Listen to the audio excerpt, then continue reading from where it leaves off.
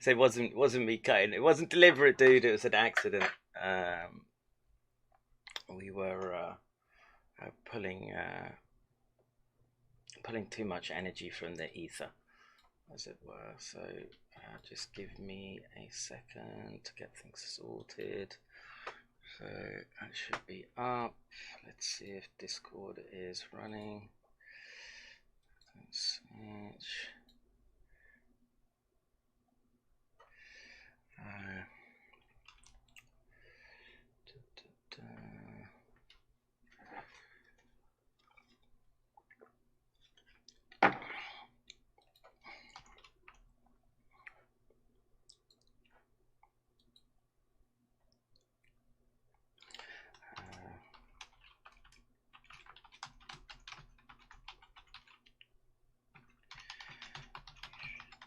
See the stream in YouTube.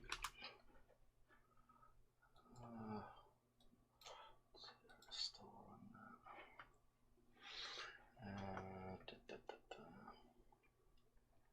All right, let's hope we can get. See if we can get Semper back. It's with induced Tourette's, right? And it's playing the previous one, and just get to YouTube Studio, and I need a Zoom.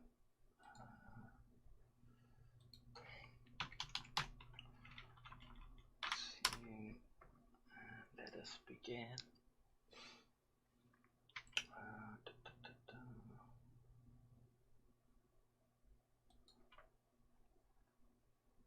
Well, 2 seconds, people. I'm spinning everything up as fast as I can.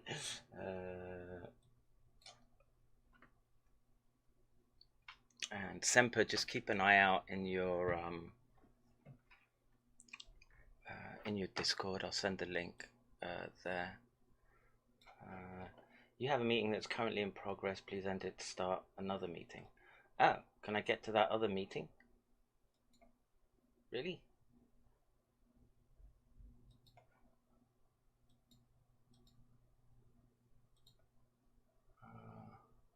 Alright, let's try that again. Sign in.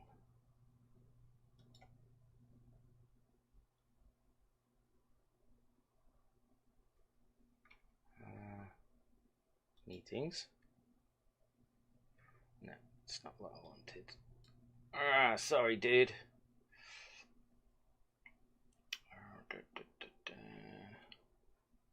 Let's just restart that.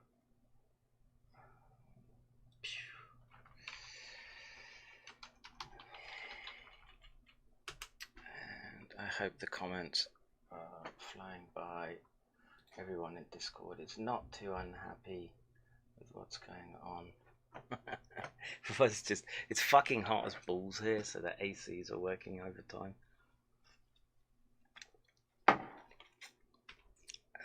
Let's see. Discord.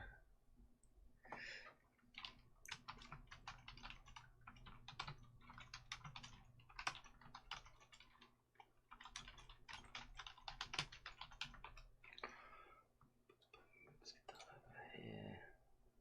Post a meeting.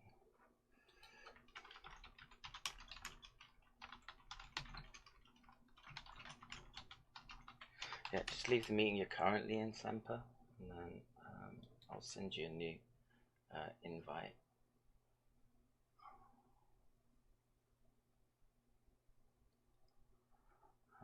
Okay, good. Come on, Zoom.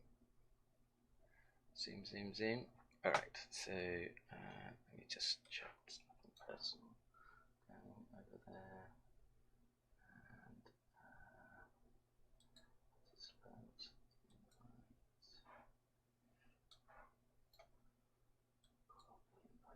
Alright, so there goes the Zoom link.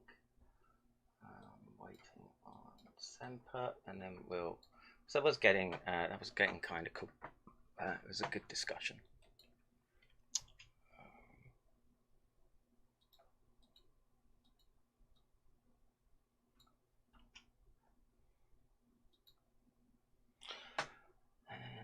Start video and admit.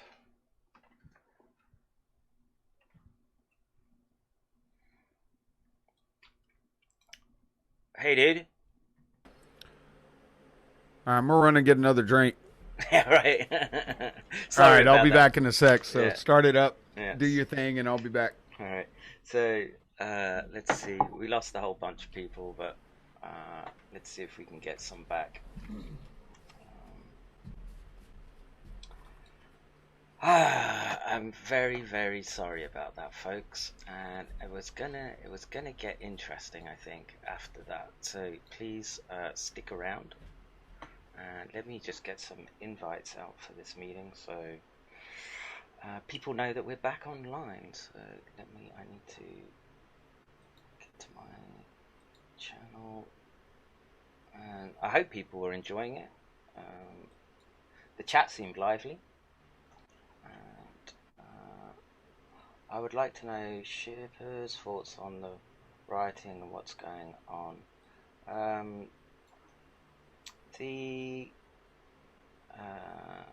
We'll get to that. You know, this is a long, complex topic, as you guys know, and it takes time to bring all the elements to the table, and you're dealing with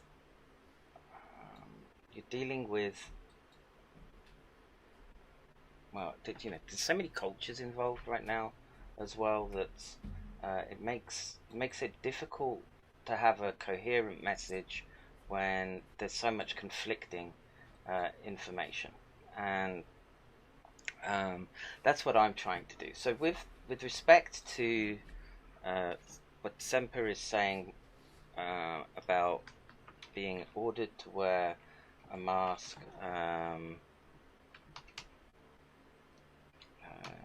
because the government says so, it's a position I understand, because you know, if I was just ordered by the government to do X, Y, or Z, my general position is no. But then, if you've, can I hear myself feeding back? Is that off Semper's side? I think he's left his. I can hear his headphones through my speakers, so it's always odd to. Yeah, I'm gonna have to turn my speakers down for the. Oh, he's back, so. Okay, thank you, Semper.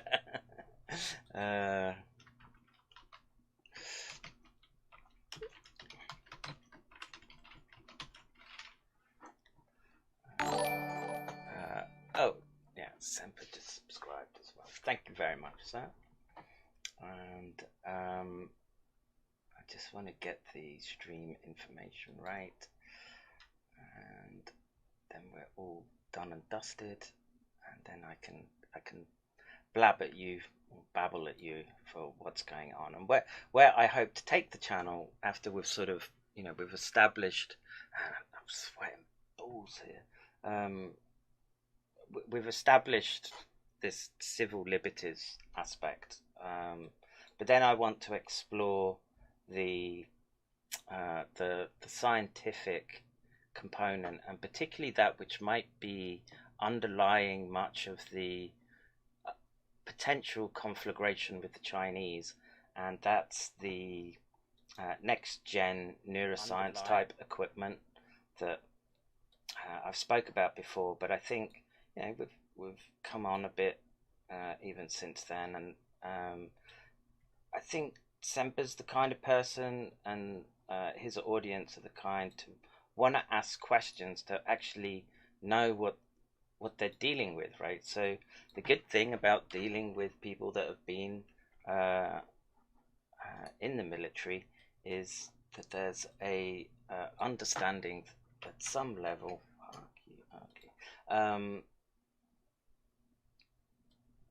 That there is there can be things in your environment that you need to be aware of, otherwise life and limb is at risk. Okay, and I think that that's clear with where we're going with the technology right now. So I hope we've managed to get people. That wasn't my headphones. How dare you, sir? I don't know what it was. We could hear. Oh, you just had speakers on, so you could hear what I was saying. No, I didn't. No, I had my phone, but I have heavy compression on my mic. You wouldn't have heard my phone. I've had a fan going this whole time. I could hear myself through the your. No, my headphones were right over here. You've got a good mic then. I could, or maybe I've got a tab open. No, it's not me. It's not me. Wouldn't be me. It's got to be you. There was no sound coming out of my system. Thank you, sir. So I just want to put alerts out through Twitter and everything that we're back from the dead. We might go off again. 'Cause, like I say, it's getting hot as balls here. Like Japan in the summer sucks, right? It's the worst. It can't be worse in Texas. I don't know, man. I'm northerner, right? It's too hot and humid for my blood. All the other seasons are nice, but summer, man, it's. I refuse cold like it's a mask. Let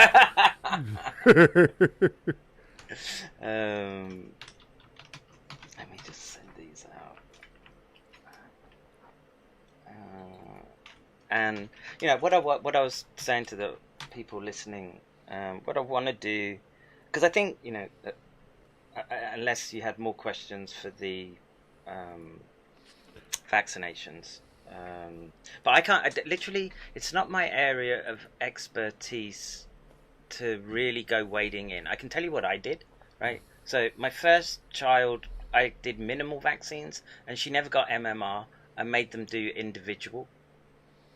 Well, and we don't have that option in the U.S., and that's the biggest contention. So, in regards to that, that's why the vast majority of people, and a lot of people don't even know this, as far as the people that I deal with in regards to, and I do make it a mention to say, I'm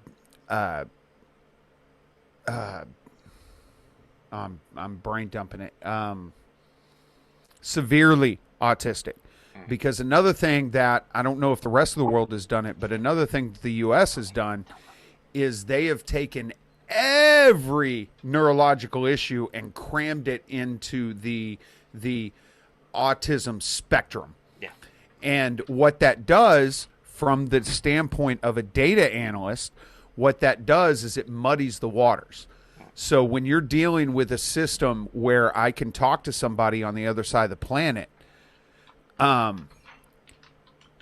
what it does is it allows somebody to come into the chat and go, no, I have an autistic kid and they didn't get that from this, or they didn't. It's harder to draw.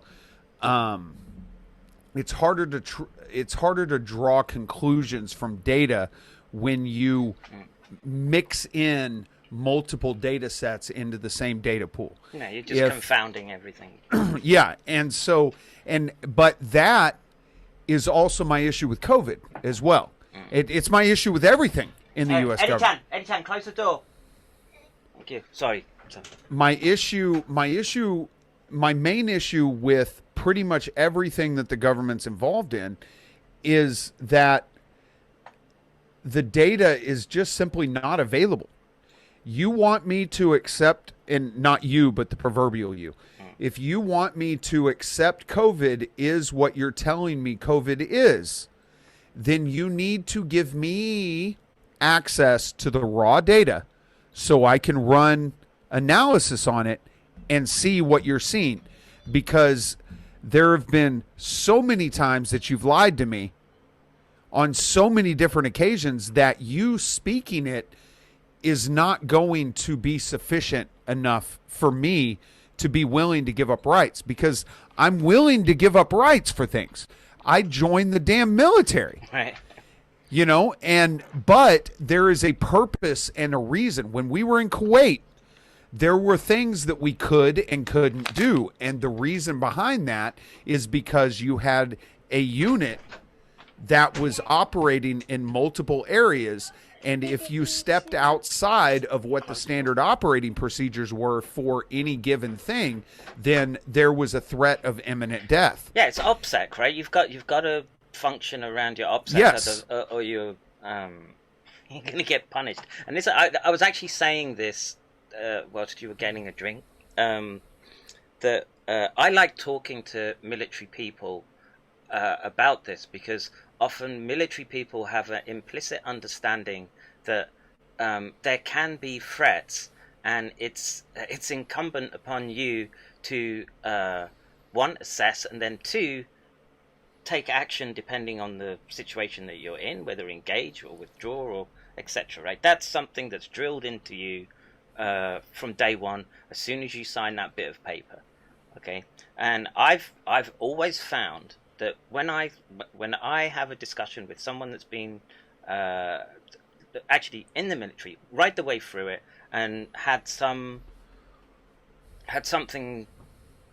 getting, I don't know what you were doing in, I assume it was I was shooting things. That was my job. That was Desert Storm, or? Oh no, I was. We were out there when they were not letting the weapons inspectors in '98, okay. And they were bombing. We were the ground troops guarding the neutral zones. Oh, okay. Right. So I mean, you're in there and you're dealing with realities on the ground that say, if we do X, Y, or Z, it's a problem, right? It compromises unit security, and like you say, you do. And like I was saying earlier, for every man that gets taken down, it's going to take two to get him to something approximating evacuation and the care he needs generally. Yes, and the thing, when I say data, I don't mean research papers. I'm talking about the raw data. Because what I do is I sit down and I run the numbers. And when I run the numbers on COVID, with the data that's made available to me, it does not pan out to be what they say it is. Can I just and want to clarify? It certainly doesn't pan out to you're speaking the hysteria that's being done. But you're speaking to the metric of death. Right, so I'm speaking to the metric of the data that's available to me. So yes. Daddy's busy right now, big boy, and close the door. I'm speaking to the fact that when you look at the flu statistics, they run the flu statistics off of total population, not total infected, or total confirmed infected. But when they run the statistics on COVID, they run it all off of infected. So anytime you see the death rates, you're looking, and again, I'm going off of the data, not what's written, not papers, but raw data. The raw data that I have access to, the death rate that they put out is the number of people who have died versus the number of people who are confirmed infected. Whereas on the flu, they take the number of people who have died and they base it off of total population. So that is one. I mean, that's just one. And again, I mean, let's not be crazy. I'm probably the greatest data analyst on the planet, but I know I'm not the greatest data. I mean, you're talking about analytics companies who charge just millions of dollars a year to run data, Cambridge, stuff like that. So these people see what I see. So why are they getting it wrong? I mean, this is standard practice for data analysis, and they're getting it wrong. And then when you take it and you throw things on top of it, like you're allowing, you're not applying that stuff to protests. You are shutting down, for whatever reason, bars. And in certain countries, like I think Great Britain does it, where you can't serve alcohol after 10 o'clock. You guys like that anyway. Pub shut at 11. So. What the... Okay, so as long as it's 9:59, Corona's not going to affect you. Like it's like, come on, man. So either, and that was the beauty about the military. The military is horribly frustrating sometimes. But the beauty about the military is it was consistent. The rules were consistent. The reasoning was consistent. You may be sent to do something arbitrarily stupid, but the rules within what you were being sent to do that is arbitrarily stupid were consistent. So whether it was something that was valuable or viable or something that was completely and absolutely worthless, they were consistent across all of those things. And that is my issue. If they would give me access to that data, then, and they were transparent about it, then I could go through and I could determine for myself, and I very well may be comfortable to saying that.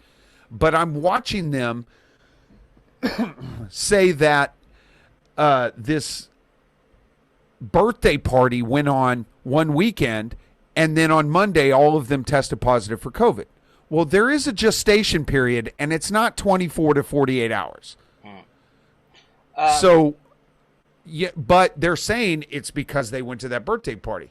Well, clearly, if it's a 72-hour gestation period, a 4 or 5 day gestation period, well, clearly they contracted it somewhere else, but you're still pinning it on the gathering.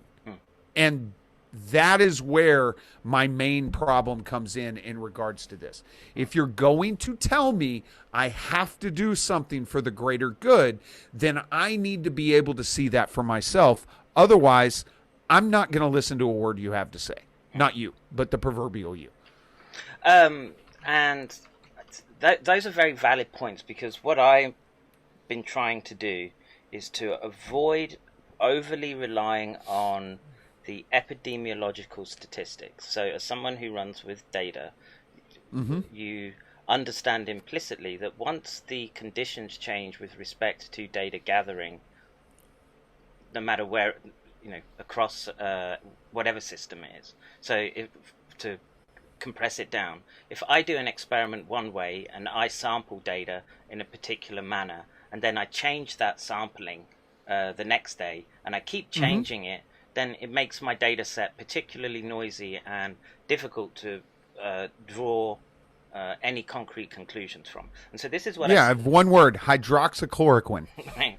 So this because every single week CNN is saying it's good for you, it's bad for you, it's good for you, it doesn't do anything, it's great, it's wonderful. And then I look in the comments of it, and people are like, "Oh, I knew it. Oh, I knew it." And like the same person every single. Well, oh, see, I knew it. Yeah. And this is what I tell everyone. I said, in terms of the epidemiology and what they're trying to say with case fatality, first waves, second waves, what they're dealing with right now are projection models, often sort of Bayesian inference type statistics when they're looking at the more sort of complex type models, and these are incredibly prone to errors because they're based on your starting axioms that you build your model around. Okay, and we saw that with the UK's projections, and I've forgotten his name, the guy from the UK, and University College London. And then he gets caught skipping out on, he's not complying with the strictures that were put in place for the rest of the population. Lipkin. Was it Lipkin? Ian Lipkin was his name. And these are serious problems. So this is why I say to everyone, there's no... The numbers that are coming out right now, you literally just have to use them as a sort of rule of thumb. Okay, and what I try to do is I try to specifically look at the objective biology that's coming out with respect to the agent, right? Because if you're trying to use these data sets that are gathered from all over the country. And like I said, I put that link to you earlier about the. Well, and they also to put it another way, and this goes with what you're talking about here. You can't come out and say, oh, oops, we reported 250 deaths that weren't actually attributed to COVID, or you can't come to me and give me numbers and not give me the margin of error. And you can't have these same companies that are compiling your data come out and tell me that Hillary Clinton's leading in the polls by almost 3 times the amount, and then have her lose in a landslide. Like, you can't present data and it be horribly wrong, and horribly, in other cases, horribly outside of what I see on a day-to-day basis. As far as the sampling, my sample size isn't great. It's a couple of thousand people. But on what I see on a day-to-day basis of the people that I run into, I can, make, at least at my level, a predictive analysis of what I'm going to think what I think it's going to be. And if you run into a category error there, though. Yes, but here's the thing: in other things outside of COVID, I am scary consistent when it comes to being right, or very in the neighborhood of being right, based on that sample size. So it's not so much that I can predict how people are going to respond based on a small sample size. It's, you have a very large sample size. How do you get it so wrong so consistently, and then turn around and point at COVID and tell me, no, this time I'm right, as you're telling me that the man that is held together by duct tape is leading double digits in every single poll. It's just like, and the thing is these guys know better. Well, as a data analyst, these guys know better, yet they're still getting it wrong. So I would put it in this context, perhaps. I don't know whether it'd be comfortable or be of comfort to you, but what I see is, again, a very particular US problem, like the vaccines. The US. Yes, I mean Biden. Right, but the issue that you're seeing with the news, right? So the news has become a source of entertainment in the United States, in particular. I think it's become a weapon. Oh yeah, for sure. Right. So once you've got that sort of mass communication, then you get into this sphere of, well, okay, you're dealing with a sort of psyop, and the psyop being run on the US people, and by psyop that can go down just to the car adverts you watch, right? This is how deep it goes, and then you're having to listen to an editorialized line with respect to information that you have about COVID. So everything that you said to me today, it's evening for you, right? So the issues about vaccines, I agree with. Okay, and I'm happy to discuss those with anyone. I think it's an ongoing dialogue, and I think and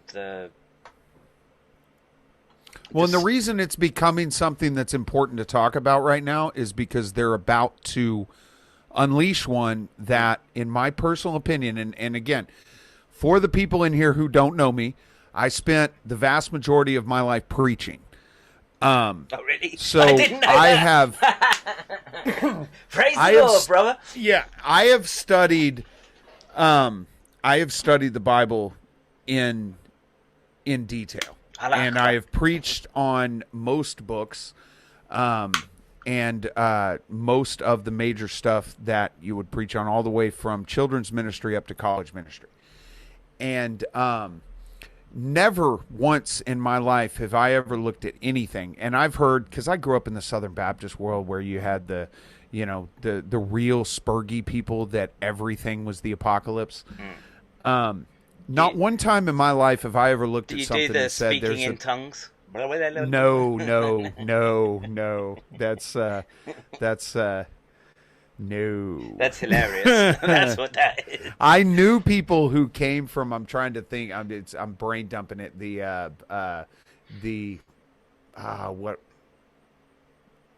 The super evangelical people. What is the name of it? Pentecostal. I knew some people who came from the Pentecostal side, and it freaked me out when they would start doing it. I'm like, oh, okay, come on now.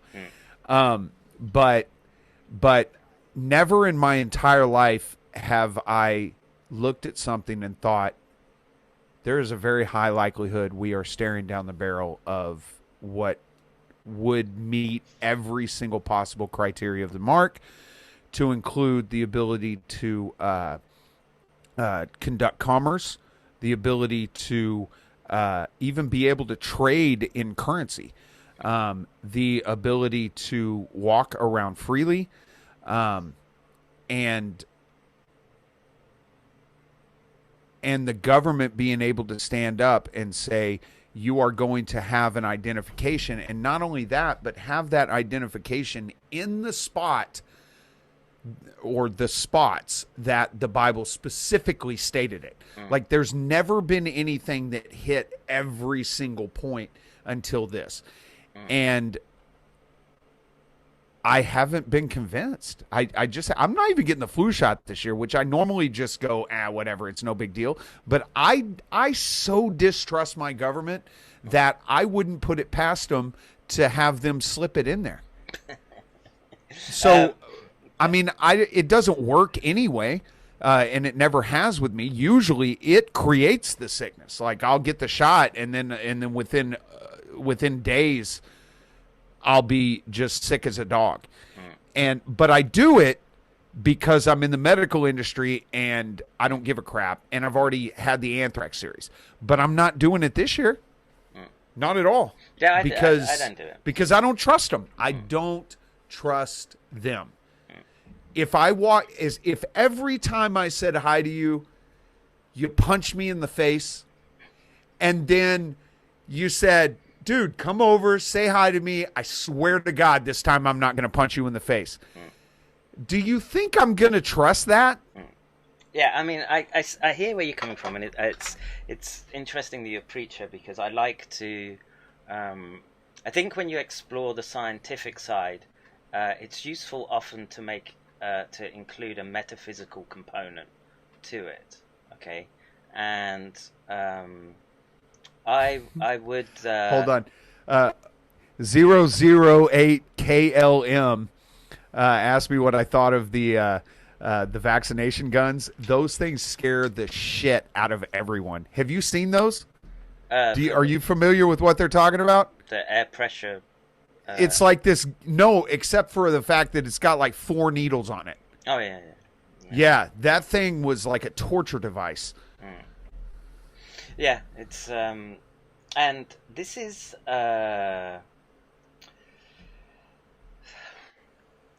so I understand what you're saying with respect to this sort of ticking the boxes to these biblical components, right? And those components are embedded into all the Abrahamic faiths. It's something that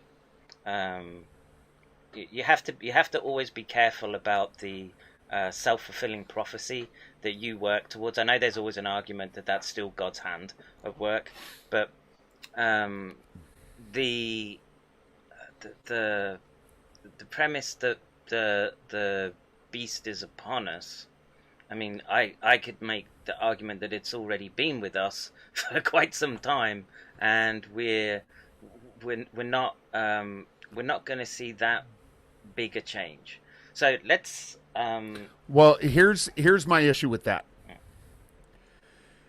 They're now mandating masks, right?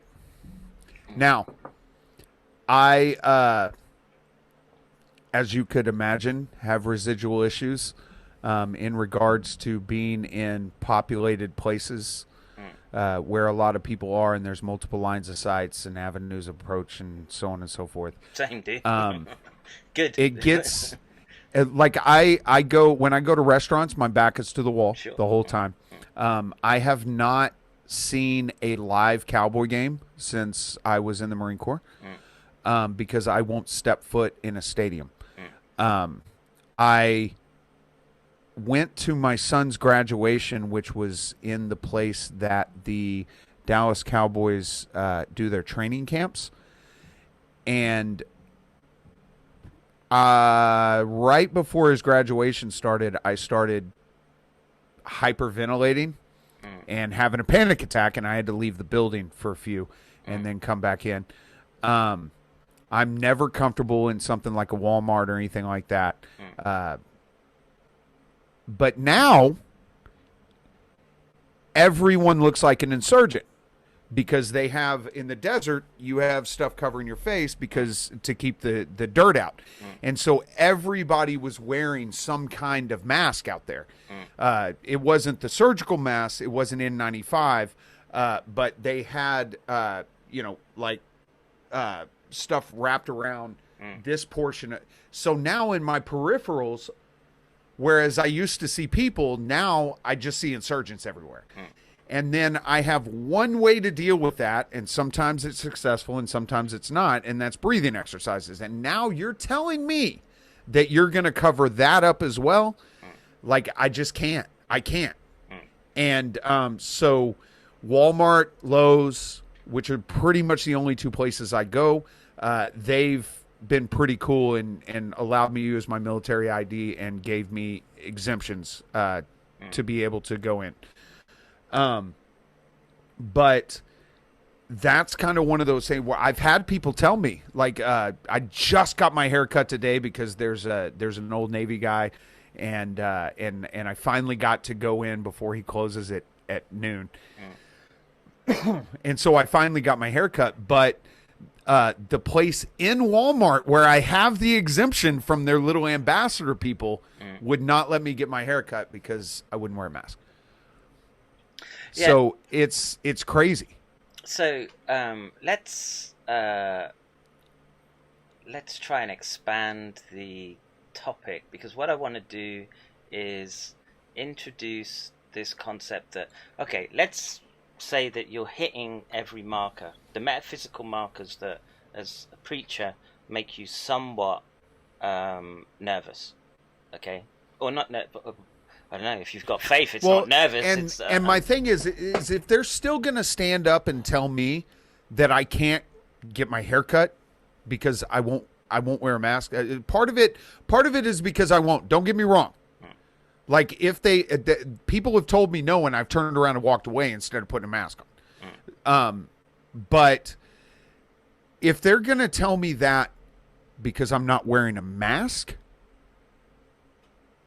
they've already made very specific statements about what's going to happen when this thing comes out before they even have any data whatsoever to back up the fact that it protects anything or anyone.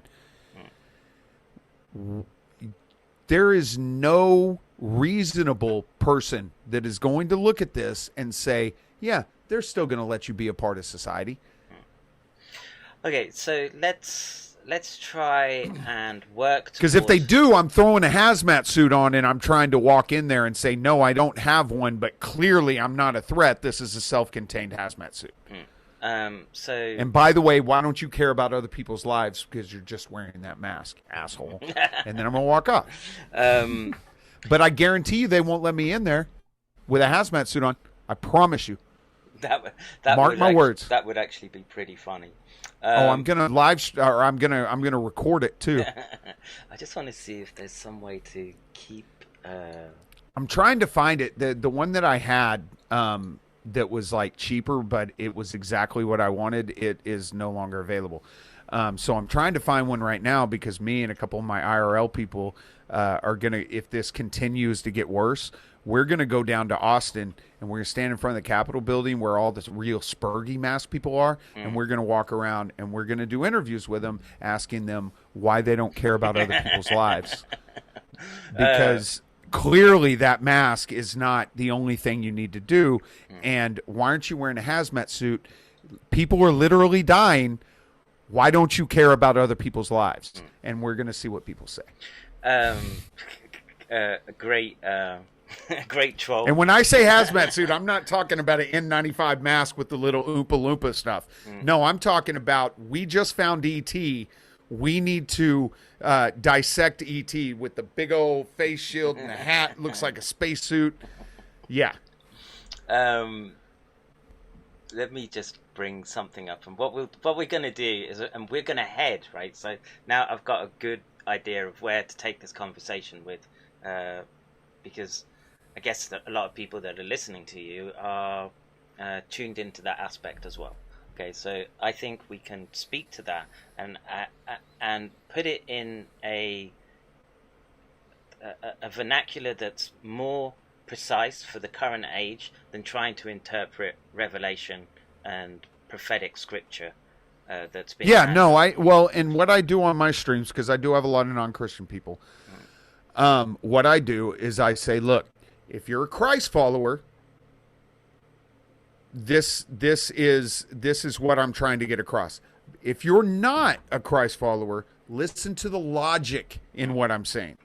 And because I don't, there's a lot of spurgy people in the Christian world, and there are a lot of people who don't understand that you can't lead someone to Christ. That your job is to stand there and be a light on a hill. Live your life in a way that shows people strength and compassion. Like when you get hit over and over and over, the general idea is for people to see that and go, why does that guy keep getting knocked down and he just stands back up? Why is chaos going on and this person seems to be okay? And then they're going to want to know what you have. But the vast majority of the Christian world is numbers. You got to get people to, you got to talk to people about you. I don't do that. I talk to people like normal human beings. I've got friends that are atheists. I got friends that are agnostic. I got friends that I don't know what they are. I just live my life, and I live my life as hard as I can to be a person who, represents what it is to be a good person in this world and to have strength in this world. That's what I do. Dude, and look, ever since, I can't really say, this is the first time we've chatted at length, but I've seen you off David's Discord now, I want to say a year, and I've been watching your streams. I don't know, how long have you been streaming? Seems pretty... A little over a year. Yeah, I want to say that I was watching from the beginning, and this is my straight up assessment. Oh God, you saw my bear shit. You seem like a pretty straight shooter, dude. I said to you before, and just a simple message, right? I said when everything was really starting, if you think back, right? I don't know if you remember one of the first messages. I actually reached out to you and I said, I thought you were crazy when you first came, because you were very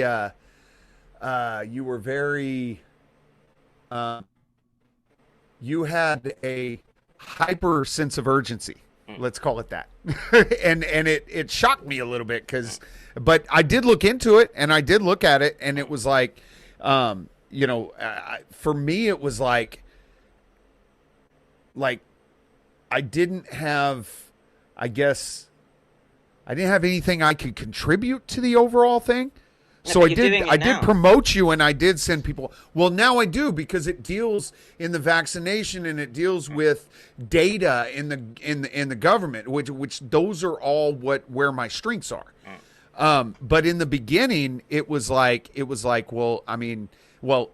couldn't have anybody on because I didn't have a decent connection, and I had the slowest computer on the planet. But I've upgraded all that now, so I can actually, host people, be on people's stuff. If I would have tried to have you on then, it would have it would have died. Like my computer and I was running off my cell phone for like 5 months. Well, what I was trying to do at the beginning was literally just, wanted to put out to people, things are going to change rapidly, right? And people didn't understand that at the time, but I knew what was coming, right? Yeah. And I, you know, in my immediate circle, because, you know, my life since, you know, having to sort of forced retirement, what did I do? Do my house chores and then sit and watch the internet, right? And so I saw people that I could say, okay, he's a loon, like, I mean, Benjamin. He's a dick, like Vox Day. And then there were other people who were just sort of who were more sort of attached to reality, that I was like going, oh, you know, he seems pretty reasonable individual. And I'm of the opinion that the way to get through this first component that we're dealing with, right? Everyone can agree now that something monumental is going on, okay? In that respect, how do you get through it with the so we get as many people through it as possible, right? And that is, you build these little networks, right? Because the internet is its own ecosystem, and we're chatting closer now than I would with people that I grew up with, but you're thousands of miles away and we're doing it in real time. And what we're trying to do is we're trying to build a consensus to what's emerging out of the, well, when you boil it down, it's how is consciousness emerging, and what can we agree on is solid that we can look at and then make decisions about how to deal with that appropriately. And, you know, I basically, my words to you were, can you fight? I think something like that, right? Are you ready, and can you fight? Okay. And you're sort of like, yeah, you were cryptic, but I knew within weeks to months we'd be in this situation that we are right now. Okay. And I'll explain to people who haven't seen this before why I think that it's so it's such a unpredictable time. We don't know what it's going to look like in a year, but my estimate for a year is it's going to be even stranger than what we're used to dealing with right now. Okay, and I think what we'll do, because I don't know how much you've seen of this, so the idea of the revelatory aspects of scripture is that there comes this beast system, right? So I'm going to explain to you now the science, the available science right now that I was working with up till very recently, and I know other people are working with, and relays directly into this COVID situation. And I'll give you the classic example that I'm going to work to, and that's Charles Lieber, who's under arrest from Harvard University. Do you know who that is? I do not. Okay, you're gonna learn, okay? And you will be, well, you should be shocked at what's going on, okay? And did you say he was arrested? Oh, yeah, he's on charges. Like prison arrested? Yeah. And basically for treason and working with the Chinese Communist Party. He's linked to Wuhan University, which is just down the road from the Wuhan Institute of Virology. Okay, and basically what I'm going to explain to you in the next half an hour, 45 minutes, is that the state of the art with respect to neuroscience, what they're theoretically aiming for, okay, and what the implications are for us people, because literally we're the lowest of the low, right? We're just little. We're the cattle. Yeah, and there are moo baby. Well, no, it's not that. We're the dung beetles, right? And we're not even cattle. Wow. Yeah. Jeez. We're the dung beetle because that's how insignificant it is. And when you start thinking about the principalities involved, if you want to keep extending it that far, and I like doing that with people just to say, well, you can extend this conversation into that domain, right? To start giving yourself a reference point with what we see right now. And the point of right now is to, can we reach a consensus about what's going on? And so if there's a metaphysical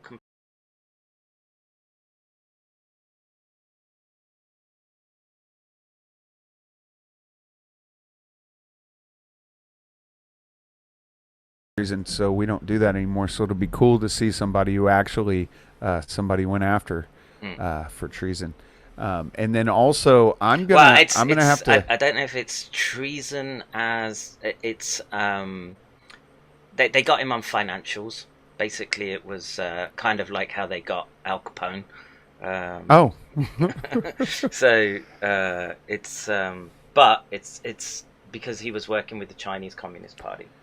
And then I got some videos. I'm gonna want to do a stream with you at a different time.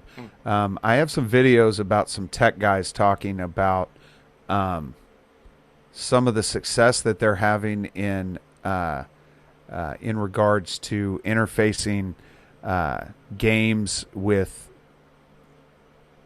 augmented reality type stuff, but with the brain, and saying that that they don't need chips. Like, a lot of people assume that they need chips, but they don't need the chips.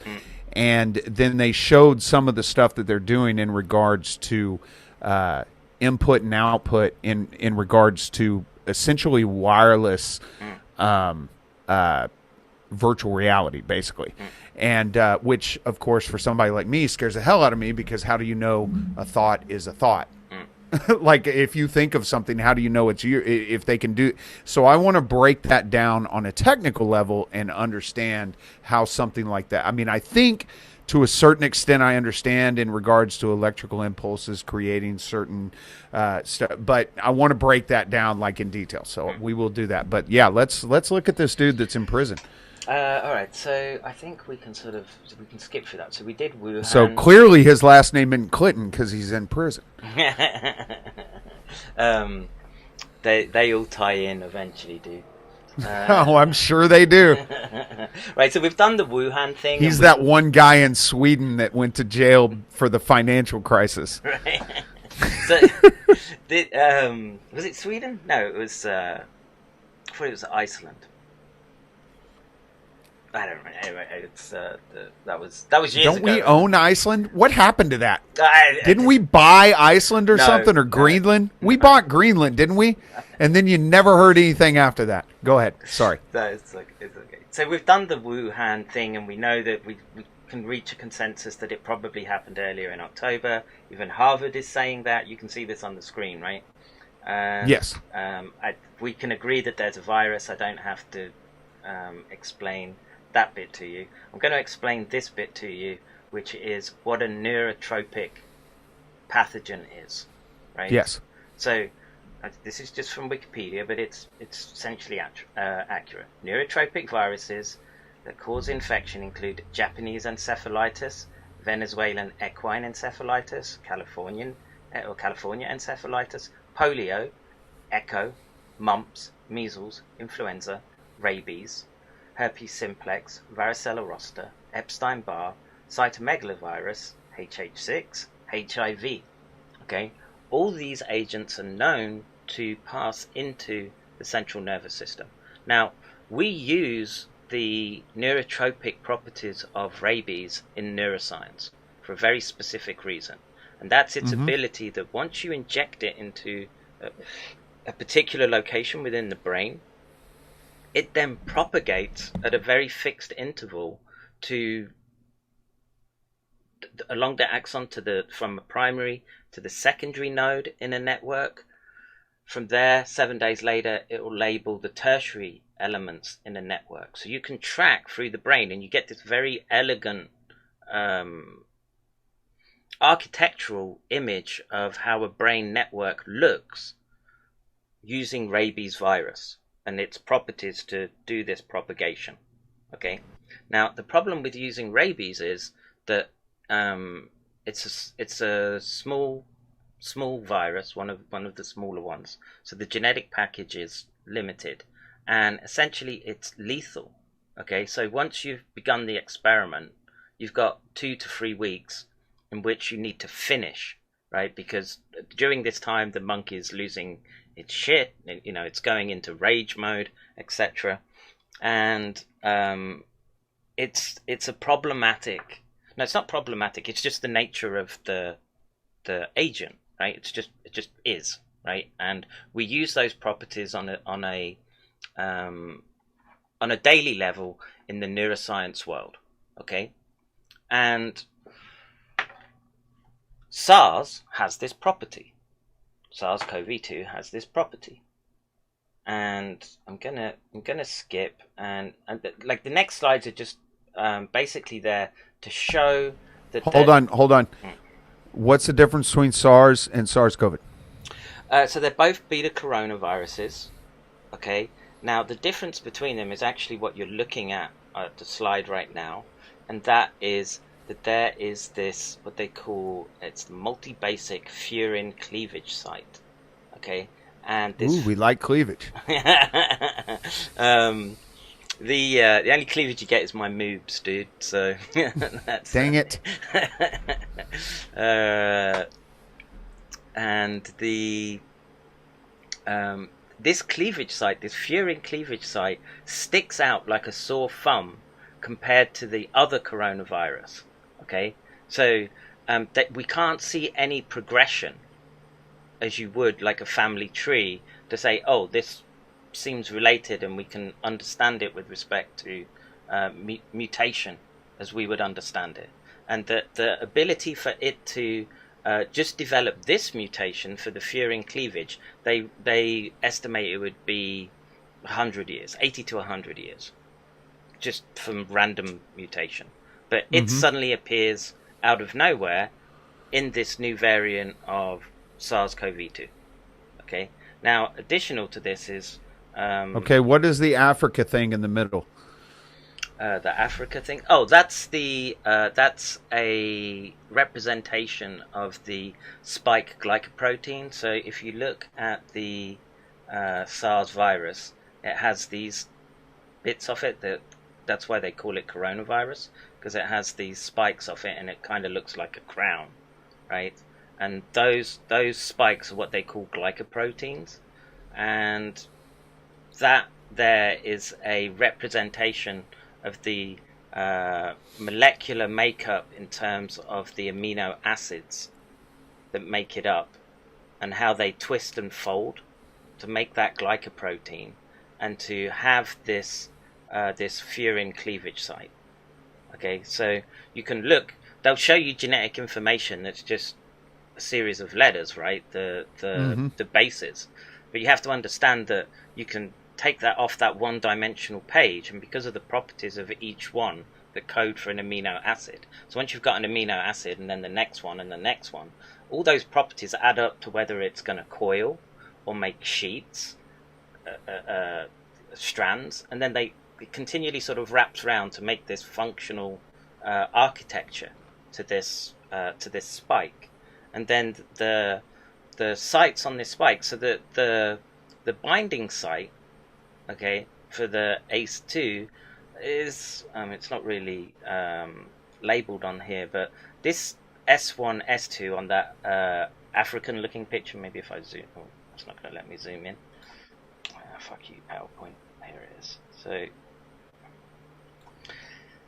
this basically is just because it's made up of chunks like Lego, right? So the protein has the amino acids, and then they form functional units. It's like Lego, and they snap together.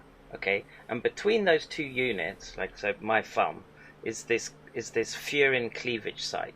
Okay, and this bit where my thumb is not there in regular SARS, so it makes it harder for this spike to attach to the cell wall and fuse with a cell to inject its genetic package. Okay, once this furin cleavage site is there, there's the furin enzyme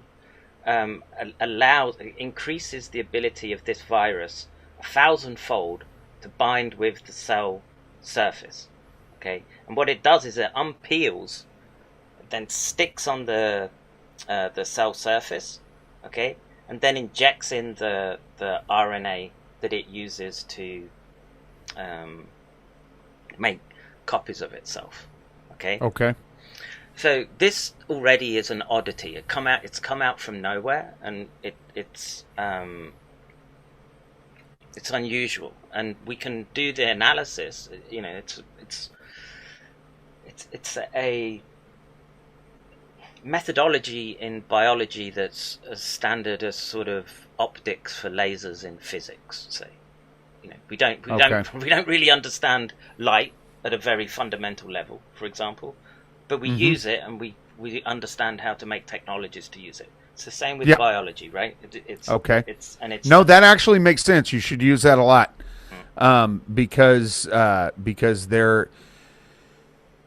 there's different theories on. That was one of the things that when I was in college, we had this physics professor, which was one of my favorite people, and so I used to just ask him random questions. It was kind of like stump the professor. It was a challenge for me to stump this guy. And so the woman formerly known as my wife was pregnant with my first kid, and he'll turn 20 in January now. That's how old I am. And so I went up to him and I asked him. I said, "So my kid's been upside down for probably a good month now. Why doesn't all the blood rush to his head?" And he started writing all on a whiteboard. I don't remember what he said. But it was something to do with the nature of how gravity is infecting the womb and fluids and I don't remember what it was. But I did also ask him what makes light go, because if it's the fastest thing in the world, then if we could figure out what makes light go, we could do it, right? And he started talking about this gravitational field that opens up, and he goes, but a lot of it's theory because you can't see it.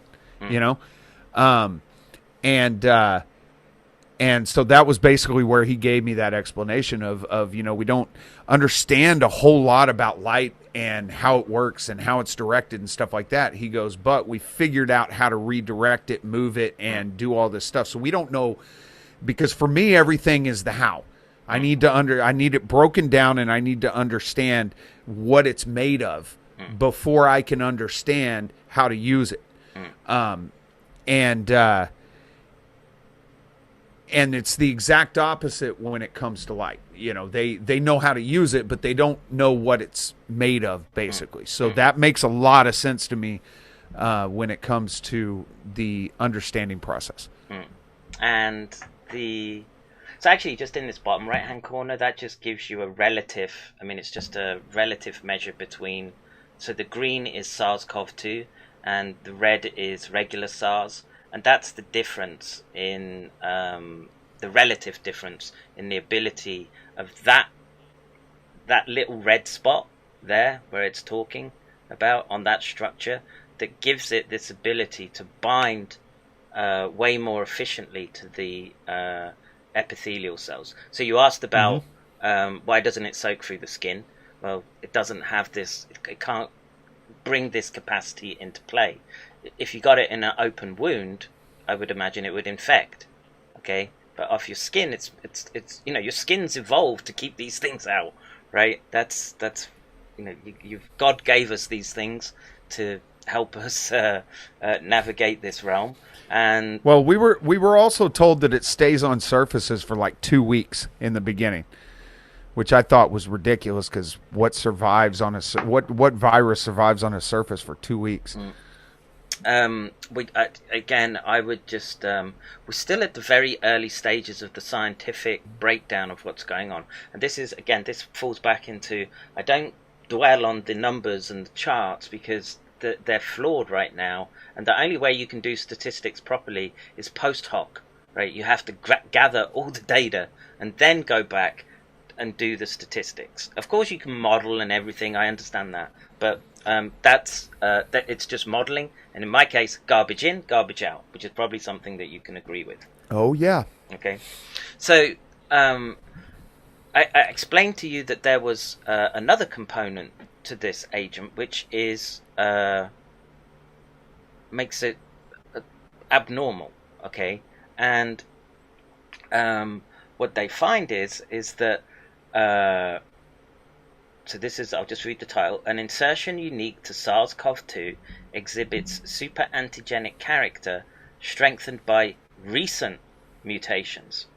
Okay, now that should make your ears sort of prick up a little bit and straighten the back of your chair. Okay, because this means something important. And what I'll do is I'm gonna read to you this yellow bit. Okay. Okay. So SARS-CoV-2 is distinguished by the existence of this 4 residue insertion, PRRA. That's the super antigenic. That's that thumb bit. Okay, gotcha. Okay. That's my cleavage. Yeah. Well, it's the bit just before the cleavage, right? So the bit on my wrist, okay, is what. Yeah, we love the bit before the cleavage too. So PRRA. So that's the amino acids preceding the furin cleavage site R685 to S686. So that's just the position if you just took it out and made it into a string of amino acids. Okay, peptide bond, and this is between the S1 and the S2 subunits. Okay, so so if you're looking at figure 2A, okay, I think it's this one. Structural comparison of the trimeric S protein between SARS-CoV and SARS-CoV-2 further shows their close structural similarity in general, except for the RBD, so receptor binding domain, which is engaged in specific interfacial, meaning once it's bound onto the membrane of your cell, the receptors of your cell, interactions. But the two spikes significantly differ near the PRRARS motif, unique to SARS-CoV-2. Okay, so if you look on A here, where there's this lot of red on there, and SARS-CoV-2 is the top one, and then all its closest relatives have similar, but then around this region it's different. This PRRA domain. Okay, and this. So that thing in the center would be the cleavage part, right? The bit before the cleavage site. Okay. Right. So it goes on to say, this is the bottom paragraph. Further examination of the motif near PRRA reveals close structural similarity to the SEB superantigen. I have to remember what the SEB was. I need the paper right now, but I want to say it's a lot of bacteria can cause this. It's a super, like I say, when it's super antigen, it means it amplifies the immune response. Okay, it sort of kicks it into overdrive. Okay, and so it says super antigen, as well as the sequence similarities to neurotoxins and a viral super antigen. Okay, this insertion PRRA, together with the sequentially preceding 7 amino acids and the succeeding arginine, another amino acid, fully conserved among beta coronaviruses, have been pointed out to form a motif YQ2QTNSPRRAR homologous to that of neurotoxins from cobra, bunga toxins, another snake toxin, as well as neurotoxins like regions from 3 different strains of rabies. Okay, so suddenly we've got something in this virus, okay, that has this component that matches over with rabies on a number of different levels. It's able to transfect the central nervous system, and it's able to have this neurotoxin component that basically is going to soften up the target to allow more viral infection, for sake of a better definition. Okay, so this is number 2 that you should be sitting and paying attention to, and the fact that it's got 2 very interesting properties for neuroscience. Okay, from my perspective, right? So the lab that put this onto the preprint server, their assistant professor in their lab. Is there anybody else talking right now about neurological effects of it? So like, is this something that has been like? Is this something that is actually becoming accepted? Because you're not hearing anything out in normie land where we're at. So you are. It is coming out now. So the studies are coming out now. I can put it. You can just punch in neurological damage and SARS-CoV-2, and you'll get many hits now, because there's been a few papers that have come out now where they've done MRI, and you can see the extensive brain damage that's occurred in these individuals, right? And I can pull up a quick paper. Yeah, I mean, I don't want to derail you. I was just wondering. No, it's a critical question, because you don't hear it anywhere. Like this, I watch, like, I see a lot of CNN stuff just for parody, and both parody with a T and parody with a D, and I didn't see this. So I will.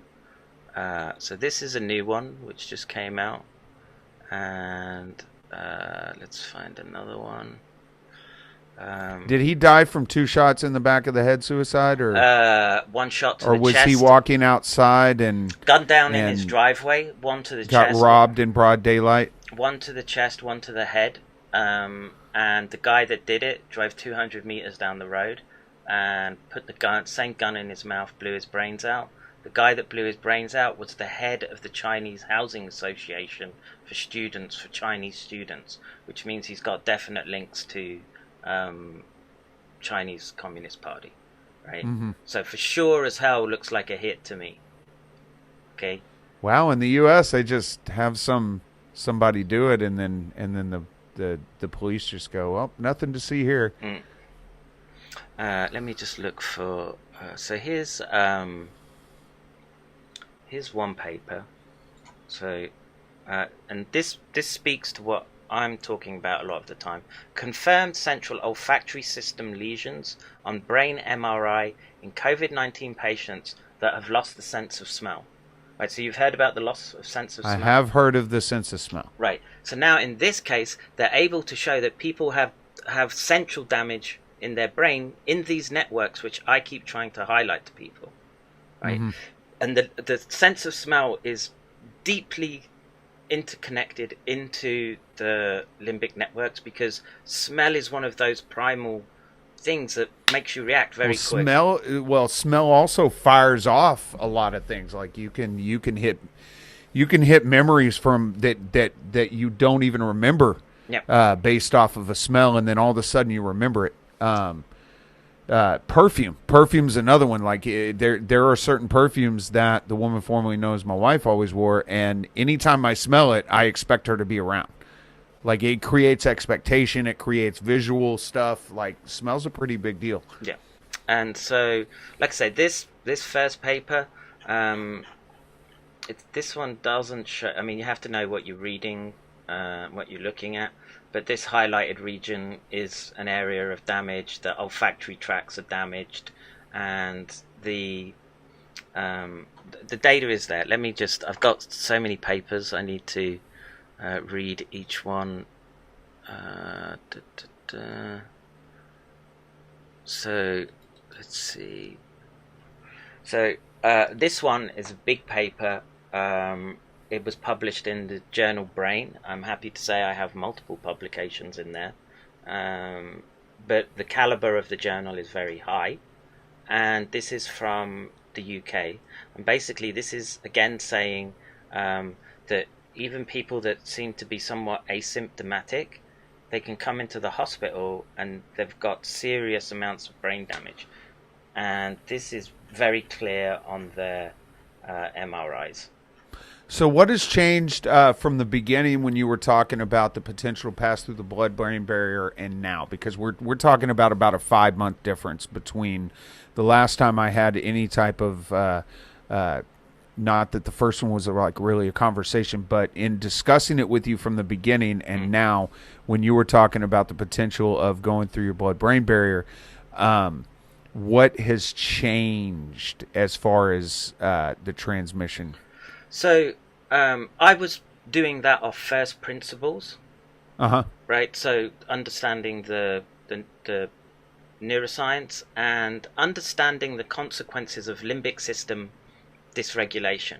Now the problem is there's very few people on the planet that have, I was lucky enough to be able to do these experiments and understand what it means to light these networks up specifically. So we have the precision to do that in these experiments, okay, that I can go in and I can selectively activate different regions, and I can induce things like ADHD, okay, I can induce obsessive compulsive disorders, I can induce all kinds of behaviors, just depending on where I want to manipulate the brain.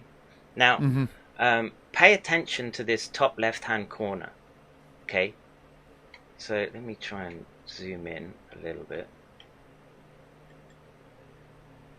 If you hold control and spin the mouse wheel up, it'll zoom. Yeah, but sometimes it has it'll do a jump and then you lose the image, and but that should be clear enough to you right now. So basically, so imagine you sliced through my head, okay, along this axis, okay, and you just lifted the top of my head off and you look down onto the top of my head. Oh, I have a sticker for that.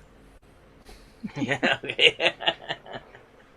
So you can see that obviously you can make out the brain, right? There's two hemispheres, okay, and the bit in the middle that looks a bit like a heart shape, that's the pons, the brainstem, okay, or the midbrain, sorry, in this case. And these white regions here, okay, is part of the entorhinal cortex, and it's projecting into structures of the hippocampus and amygdala, right? And those two structures and those networks are part of the extended limbic system. Amygdala is involved in fear processing, and like I say, I know that we can I can manipulate this, and I can image the brain and see these areas lit up with respect to certain behaviors. And because it's a monkey, the behaviors match very, very closely to humans. When I make so if I model a disease, it looks very much like the human disease. So like obsessive compulsive disorder, the monkey does grooming. We all know the people that have to wash their hands 20 times and then turn around 3 times and do it again, right? That's kind of what I'm speaking about. And you see very much the equivalent in monkeys, okay? Now these regions being lit up, okay, again in asymptomatic individuals, so people who don't even have the worst illness. Once you get into the regions, once you're hospitalized, then the brain damage becomes even more because of the coagulopathy, so that you start getting strokes, the whole you get encephalitis, you get encephalopathies, which are holes in the brain, okay? And these are now just beginning to be published, okay? Because the problem is, 6 months ago, everyone thought that SARS was viral pneumonia hitting the chest. No one thought about it hitting the brain in this way. Okay, it was just it was so far out. Dude, you have no idea the amount of hours I've spent arguing with doctors, right, particularly at the beginning, who were just basically just saying it's nonsense what you're saying. We know what this is, etc. And well, I got a crash course in the differences in brain function with the spirit animal. Just because there are certain things that she does, like stimming. Take stimming, for example. There are certain things that she does, and that stimming means things. So when she likes to rip up paper. So I'll bring her magazines, and she'll take the corners of the magazine, and she'll get up like on top of something, and she'll take the corner of the magazine, she'll rip it off, and then she'll throw it. She likes to throw things too. So she likes to see the the change in distance or something. It's very visual for her. And then she'll start doing that, like right here when it's going down, and make a sound. But when she's happy, like when she's excited about something, she'll put her hands together like this, and she'll start, moving them up and down. And a lot of people, when they hear about her, they go, I'm so sorry. And I'm like, no, don't get me wrong. Like, it sucks that she is not going to have a normal life. But I am closer to her and more connected to her because she can't default to speech. So she's got this one where she opens and closes her hands, and they all mean different things. And her eyes form a certain way to communicate certain stuff. She's got different smiles and smirks that she uses to communicate back and forth. I'll pick her up and she'll like ride me like a horse, and she'll like I'll be holding her and she'll treat it like a horse. Well, she'll turn her feet a certain way and put pressure on one side to get me to go left, to go right. And you get to the point where you can read it. But those different actions, the stimming that she does, they have purpose. It's not just, random. Yeah. Does that make sense? Yeah. I mean, these are classic signatures of, the neuropsychiatric components to childhood development disorders. So Tourette's has a lot of that. Or, like I say, the autism spectrum disorders all often have these repetitive, stereotypic behaviors. Okay, and it provides some sort of comfort to the person to do them. It's like a stress release, etc. And there's a whole discussion to be had just about the intricacies of these behaviors and how they present clinically. So an important lesson to take from that is that even though we know it's the same areas of the network, and you can class those behaviors, right? As a human being, you can look at them and you can class them as a type of behaviors. And then what we also know is that they tend to be idiosyncratic for the individual, and that depends on environment, genes, etc. Do you understand what I mean? Yeah. No. Well, and one of the things is that it's like she's got like it's all with purpose was my main point. And the thing is that it's transition, but it's consistent. And so it would make sense, like, cause I got to see the difference, like the before and after. And of course I didn't have brain scans ever before, so we never could prove it, which is just absolutely ridiculous. But it would make sense to be able to stop. Okay, I knew this person over here, and all of a sudden they have anger issues. Like, that would be a relatively easy determination to be able to stand back and say, okay, something is wrong here. And so are people reporting stuff like that? Are they going to the hospital and saying, like, I've never been an angry person, or my husband's never been an angry person, and all of a sudden he just flips out on everything? Yes, that's happening. And I'm 100% sure I picked it up in Daegu in South Korea in November, December. The preceding weeks to it, what did I notice? I just had this short temper that I didn't know where. I was shouting at my kids for stuff that just would never bother me. And this was before anyone had any idea of what was going on, so I didn't think to test for it. But I was like, whoa, where did that come from? And it kept happening, right? And then, I had my ass kicked by it through the Christmas period. And like I said, I won't go to a hospital generally. And I literally lucked out in that I changed from taking Motrin, ibuprofen, and I changed to aspirin. Okay, and I don't even know why I did that, but I did, because I was delusional in the peak components of it. I was calling my wife was my sister. The time had no meaning. I thought days and weeks had passed. There is this assault on the nervous system. This is in the acute stages, and so that's why I was able. So once I saw the neurological component coming out on the videos, and I could say, well, yeah, now I could kind of see what was happening to me as well. So it's kind of similar to what CTE does, in the sense that it changes certain aspects of your personality. Well, again, the consequences of CTE depend where the impact has happened. Right, so I would say from, when I went to get the MRI done for my head injury, after it was 6 months after, it was hard to see anything on like a raw MRI like this, but I could feel it being pulled by the MRI magnet, as weird as that sounds, and I already knew it was a head injury, and I'm expert enough to know there's nothing they can do in this instance, right? So, and basically they said, well, we need to inject you with tracer, radioactive tracer. Yeah, I know what tracer is. Technium, and I was like, no, I don't need it. Okay, I know what it is.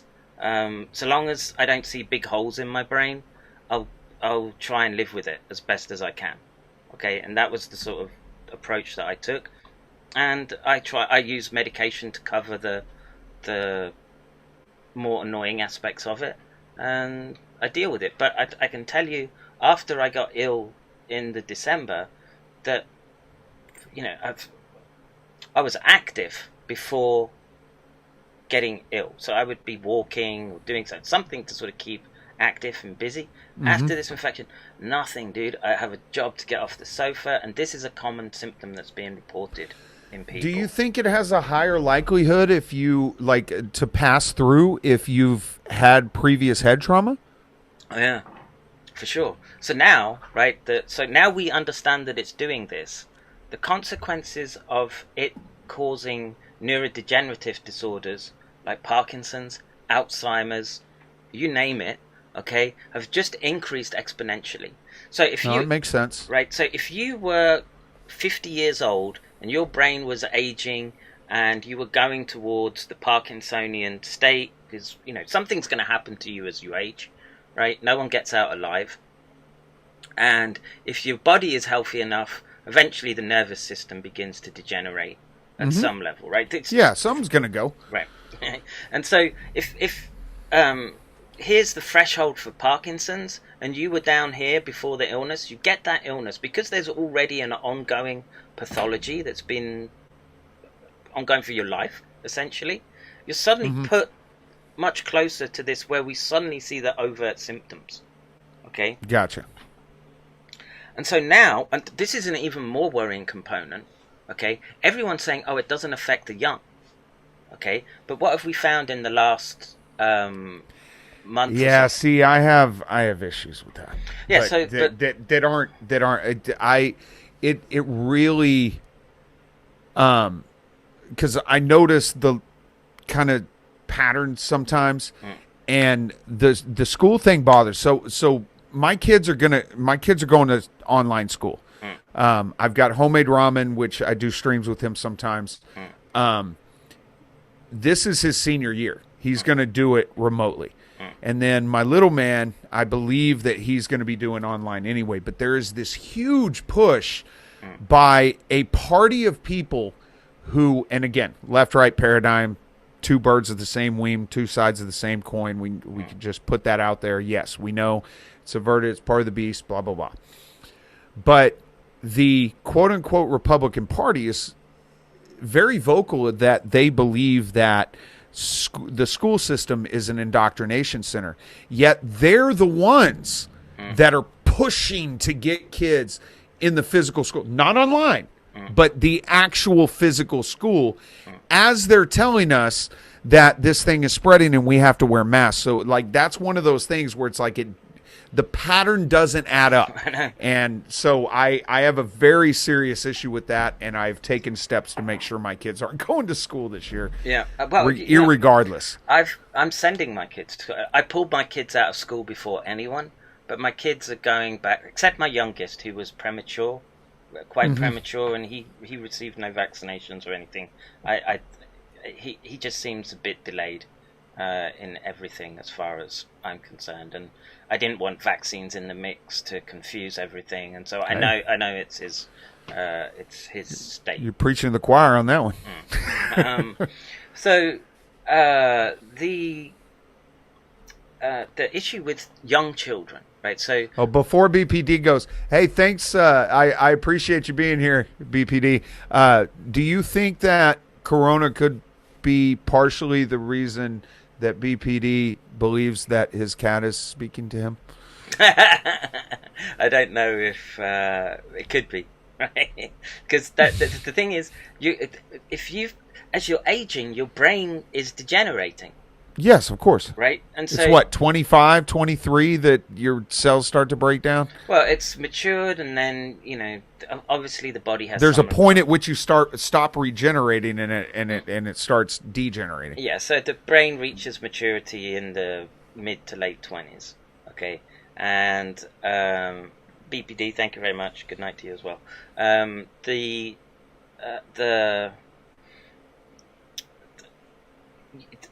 Like I say, you don't get out alive, and depending on what it is, if your heart doesn't give out, usually some sort of... Your brain goes, yeah. Brain goes, right?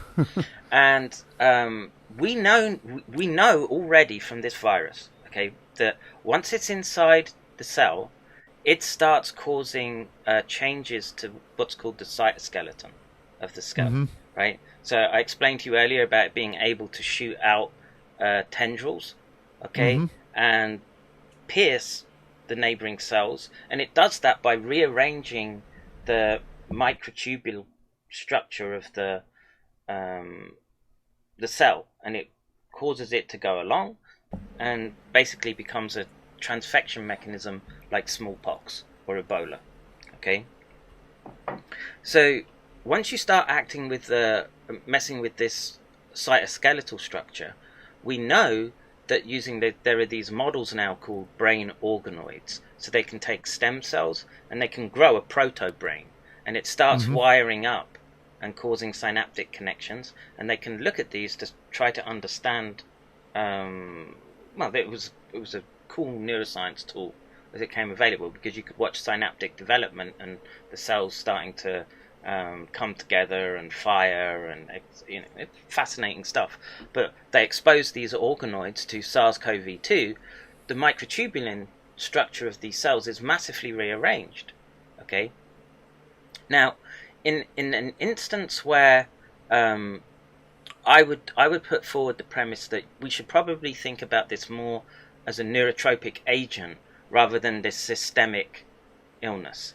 Right, so think targeting nervous system first, and the immune response just might not be that much, but it's got into the brain, and it's there churning over and doing these properties of jumping from synapse to synapse.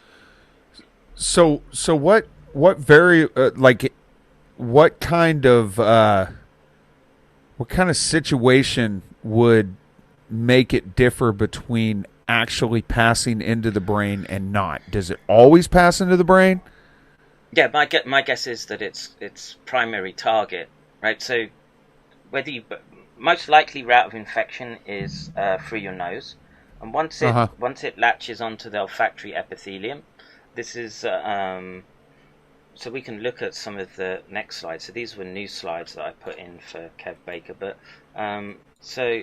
What if I take a hair dryer and I just blow it into my nose? Will that get rid of it? Well, I would suggest. Sorry, that was a meme for a while. Physiological saline. Okay, you can buy that by the box load. Okay, get an 18 gauge syringe needle, and just like wash your nose out if you think you've been in public. Yeah, that's not happening. I'd rather die. If it's physiological saline. No, that little kettle thing, I've watched somebody do it, and I'm like, there's absolutely no way I would ever do that. No, I would rather die than squirt a I'm doing it kind of offhand, but I'm dead serious. I would rather die than have to do that. Like, I don't want to go out with a brain problem. I don't want to go out with a heart problem. I want to go out stepping off of a curb and not realizing a bus is coming at me at full speed, and then it just be over. Well, with SARS, that's my goal. With SARS messing with your brain, you're likely to do that anyway. Right? Oh, see, that's perfect. Good. Then I don't have to shove the saline up my. I can't even drop eyedroppers in my eye without my eye involuntarily closing right before the drop hits. I can't do it. I can't. What kind of Marine are you, dude? Hey, look, I'll get in the shed. I'll dig a trench. I'll sight down range. I'll even pull the trigger if I need to, but I ain't putting a dropper in my eye. It's not going to happen. So, let's see. So let's talk about Neuropilin 1. So this is recent work, okay? Okay. And I was talking about this earlier. So this. What is neuropilin? So neuropilin is part of a membrane receptor that binds to. So it's usually floating around the membrane as a sort of single protein, transmembrane protein, and it's involved in intracellular signaling. And it's dependent on there being another coactivator which latches on to. It's called a VEGF receptor, and it's to do with. Angiogenesis and triggering like proliferation of vasculature, and it's involved in pain processing.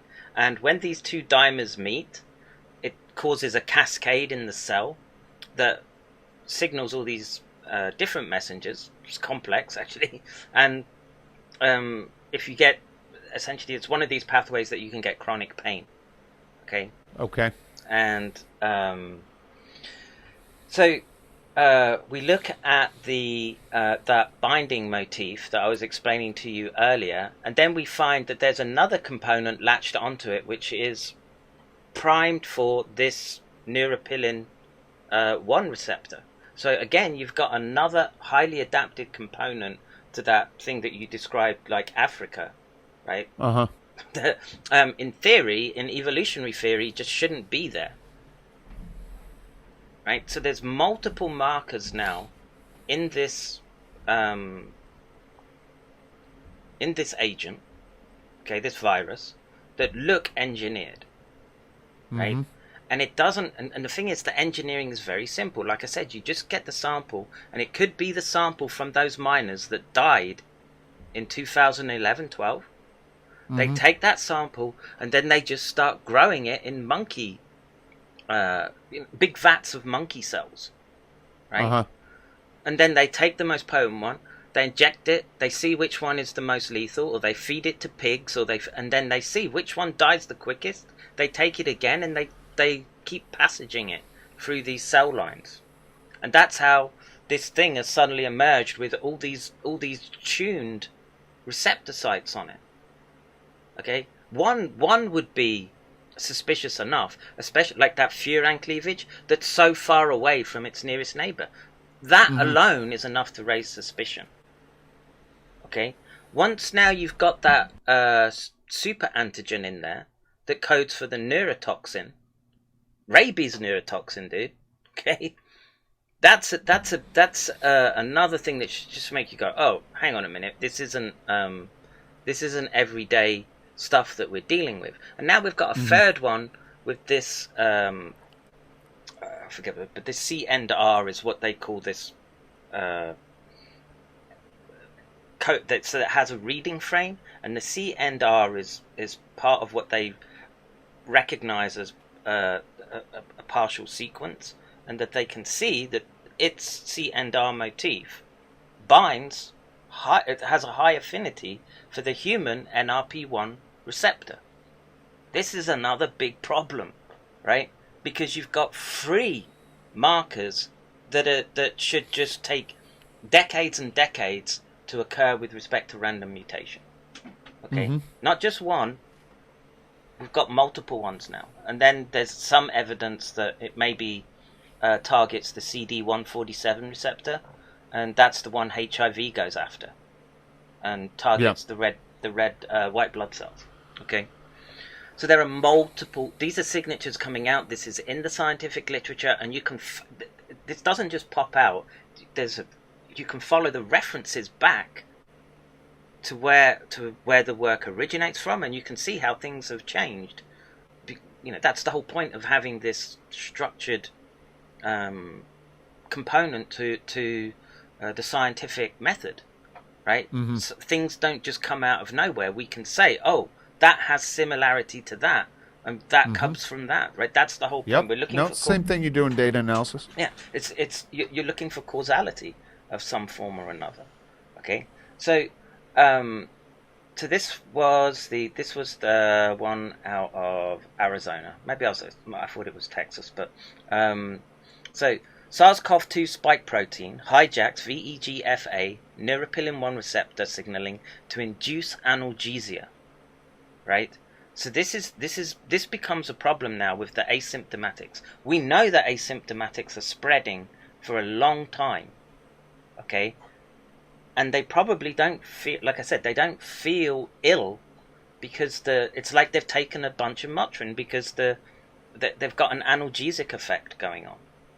Okay, now in the fit and healthy, where they're not keeling over with comorbidities. Okay, so let's think about those people, those youngsters that we were talking about earlier that have come out of the school system indoctrinated right now, because that's a real problem that we're dealing with. Okay, and what do those people have in common? Well, it's a similar ideology. It's the ideology of the critical theorists. They're loaded up on feminism. They're loading up on ideas of white supremacy, the idea that anything that's associated with I don't want to say white, but European countries' history, English history, as it pertains to American history, as that pertains to Spanish history, and the exchange that was going, all that in their mind becomes racist. Okay, and that their mind is primed, okay, to think in the particular way. Mm-hmm. Okay, this is an important thing to grasp.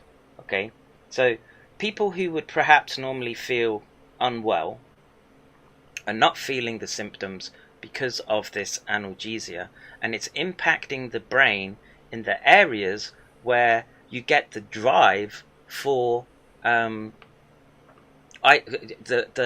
emotion that makes you like an ideology. So it could be your Christian faith. So you hear the words of the Bible and Christ, and it resonates with you. That's all being done through the limbic system. Okay, and if you, on the converse, you see rhetoric that you find disturbing. So I don't know, them applauding full-term abortion in New York, right? And to me, I can't think of anything much more disturbing than that. That visceral dislike, it's the same networks, okay? Yeah.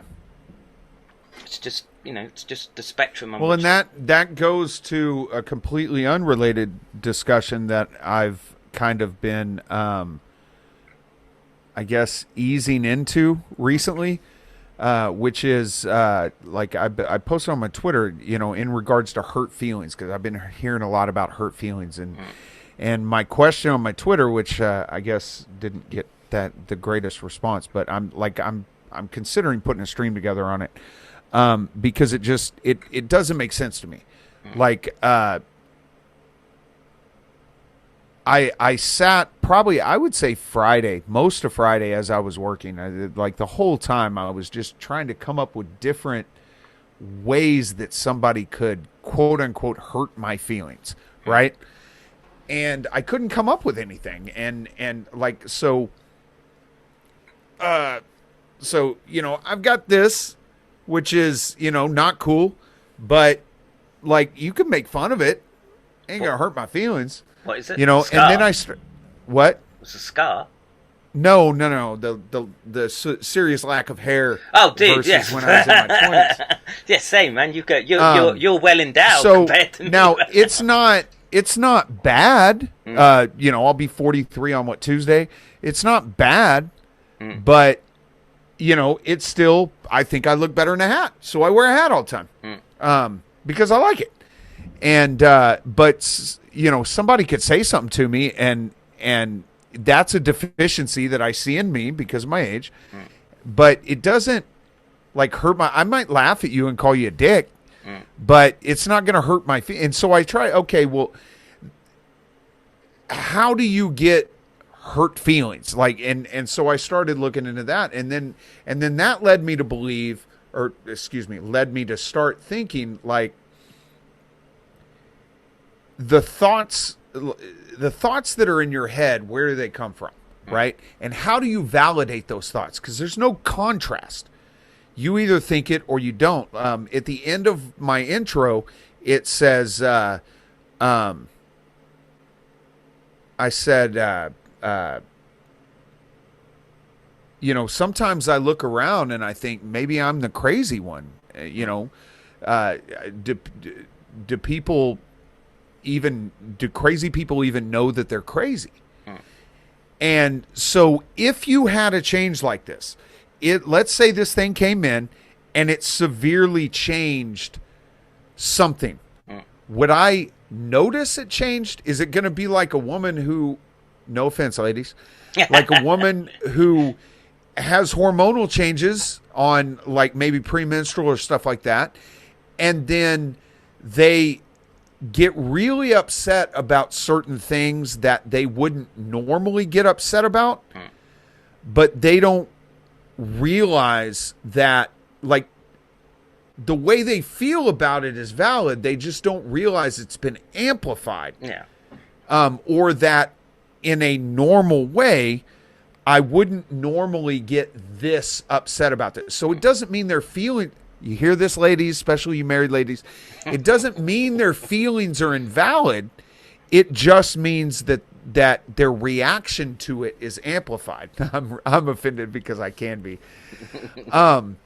Is that the same type of situation? Like if something changed, would you know that it's changed, or would it be? So I would say I can look back in retrospect and remember me saying that I had an anger trip, and I would like the response came before I realized it, and then I was like, whoa, the amplitude was wrong for the situation. But the impulse to do it, and then I couldn't. And I remember at the time that I had a level of irritability that wasn't there normally, and how it's a very tough one because it was subtle. It was a subtle change, but I could see it. Now, if I could recognize it because my environment is typically very quiet. Right? I don't have to go to work. I'm at home, and generally I'm just... Yeah, you have fewer variables. Yeah, and so I could pick it out as being unusual, and in retrospect I can look back at it and say, oh, yeah, that definitely seemed abnormal, and that fits a profile to what we're seeing with this pathogen right now. Now, take that same thing, put it into a healthy 20-year-old, and then get them wrapped up in something like the Black Lives Matter movement. Okay? Yeah. And what you're going to do is you're going to amplify the feeling that they have with respect to what's running through their... Can it put a thought in your head? Damage like that? I would say it would amplify the thoughts that you have. And the problem is, once you start getting brain swelling and encephalopathy, I would say probably the younger, more healthy types are probably just going to have the transfection and probably some swelling. So it's likely, again, is it going to change? I would agree with Vocal Sword. Suggestible is, and to be quite honest with you, if it was manufactured, I would imagine that would be their goal, is to make you more suggestible. Yeah.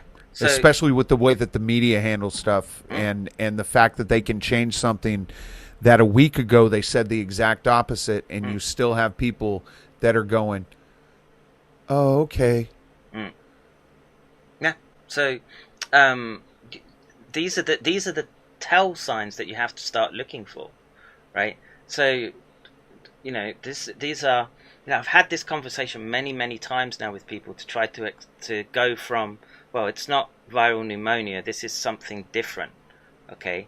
Now, if it's come out of a P4 lab that involves the Chinese military, okay, and it came out of one of their mines in a decade ago, okay, and they know that it has these properties, and they've tested it under these circumstances, then for sure as shit, it could be something.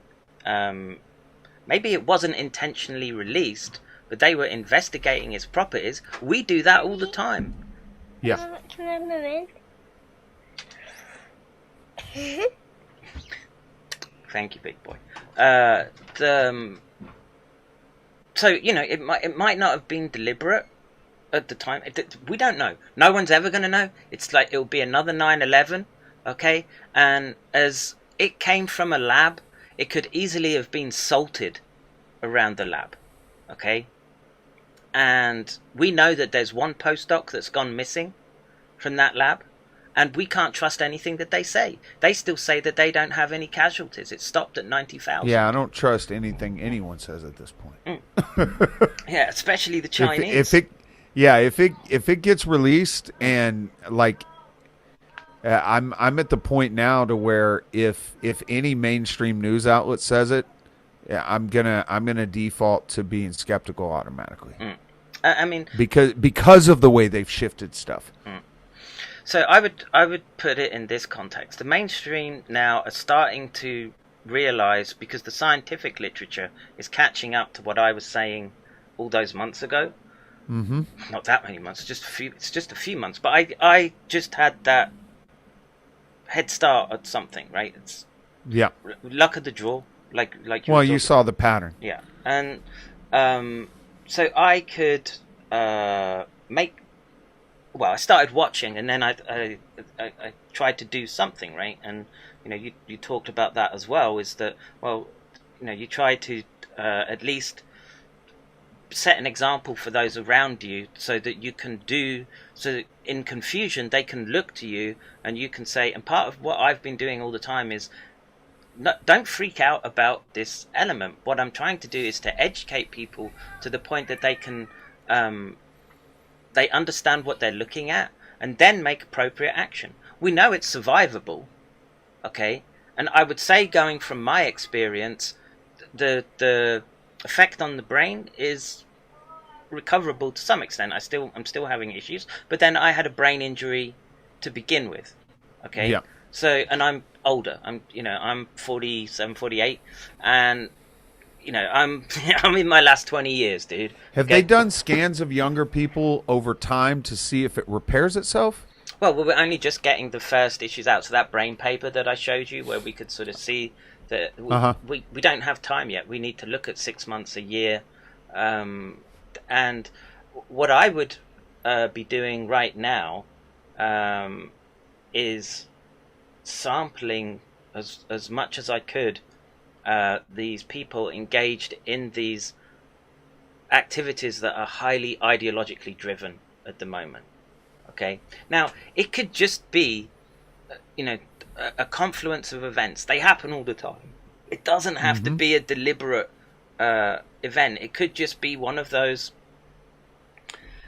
The stars aligning, and the good Lord lines things up in a particular way, and this is where we're at, okay? And this then you can start drawing into the metaphysical. But what I want to do is I want to base, before we jump to the metaphysical, we're going to base this as much as we can in repeatable, identifiable science and behavior, okay? Because once you've got that weapon, then you can start being more selective in what it is that you're dealing with. Right, and so I'm sort of digressing from the presentation. I don't know what you like for time, dude. No, I'm sorry. I'm go forward. I'm just asking questions as they come up. So I'm happy to talk as long as you're a Marine. You can do night shift. Yeah, I don't have anywhere to go. It's no kid weekend, my friend. Oh, okay. So So this I is. mean, I am going to go hang out with the spirit animal in the morning, but she doesn't usually wake up until about 9. Oh, So. okay. So, well, you're going to have a more intuitive understanding of spirit animal by the end of this, right? So learn something, I hope.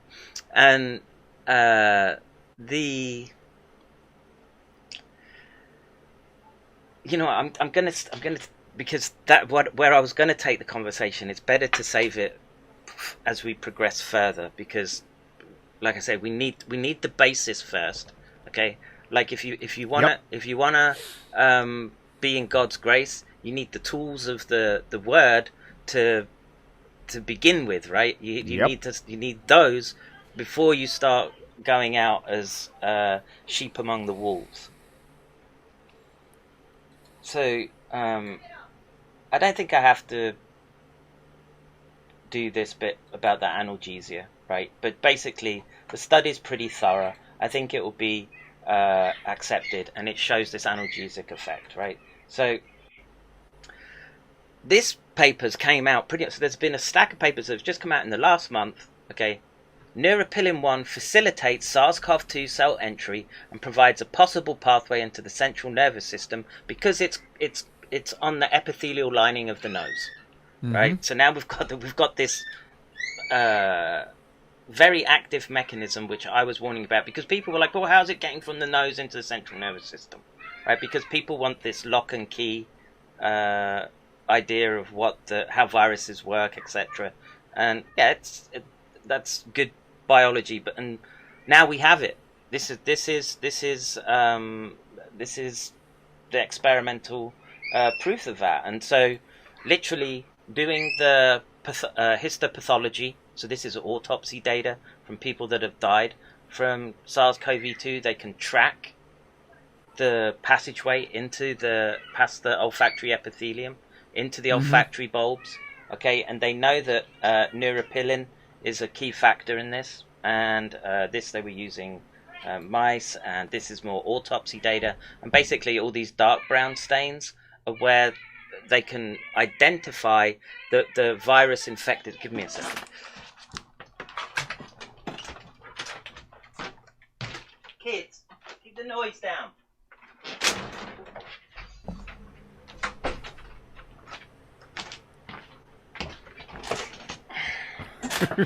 Someone's taking something that belongs to something else. Whee!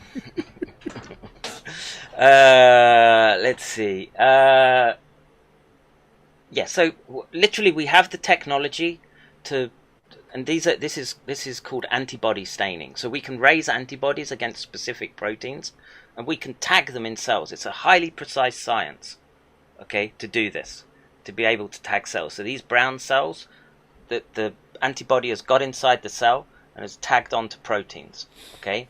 And this is telling us that it's getting in via the nose. Right, so this is one of those papers. 50% of SARS-CoV-2 patients have neurological sequelae, meaning problems. Okay, This was in Spain, and this was a big study. Okay, Spain was one of the more harder impact countries. Again, it's how big of a study? What was the population size? I want to say it was about 850 patients. Oh, that's pretty big for something like this. Yeah, and again, this entorhinal cortex. That's the olfactory cortex. That brain's smiling at me. Yeah, you can see all sorts of things, right? It does look evil. Well, if you don't know, there's people. They give descriptions of diseases, like there's one like with certain movement disorders with the basal ganglia. They call it the tiger's eye appearance, because it's sort of, I guess if you use your imagination, it kind of looks like a tiger's face if you look at it from a particular angle. But yeah, sort of, it's, if you say you see things like that, it's know that doctors do too, and they call it after what they think is the things that they see. So sort of Rorschach test. Yeah, Rorschach.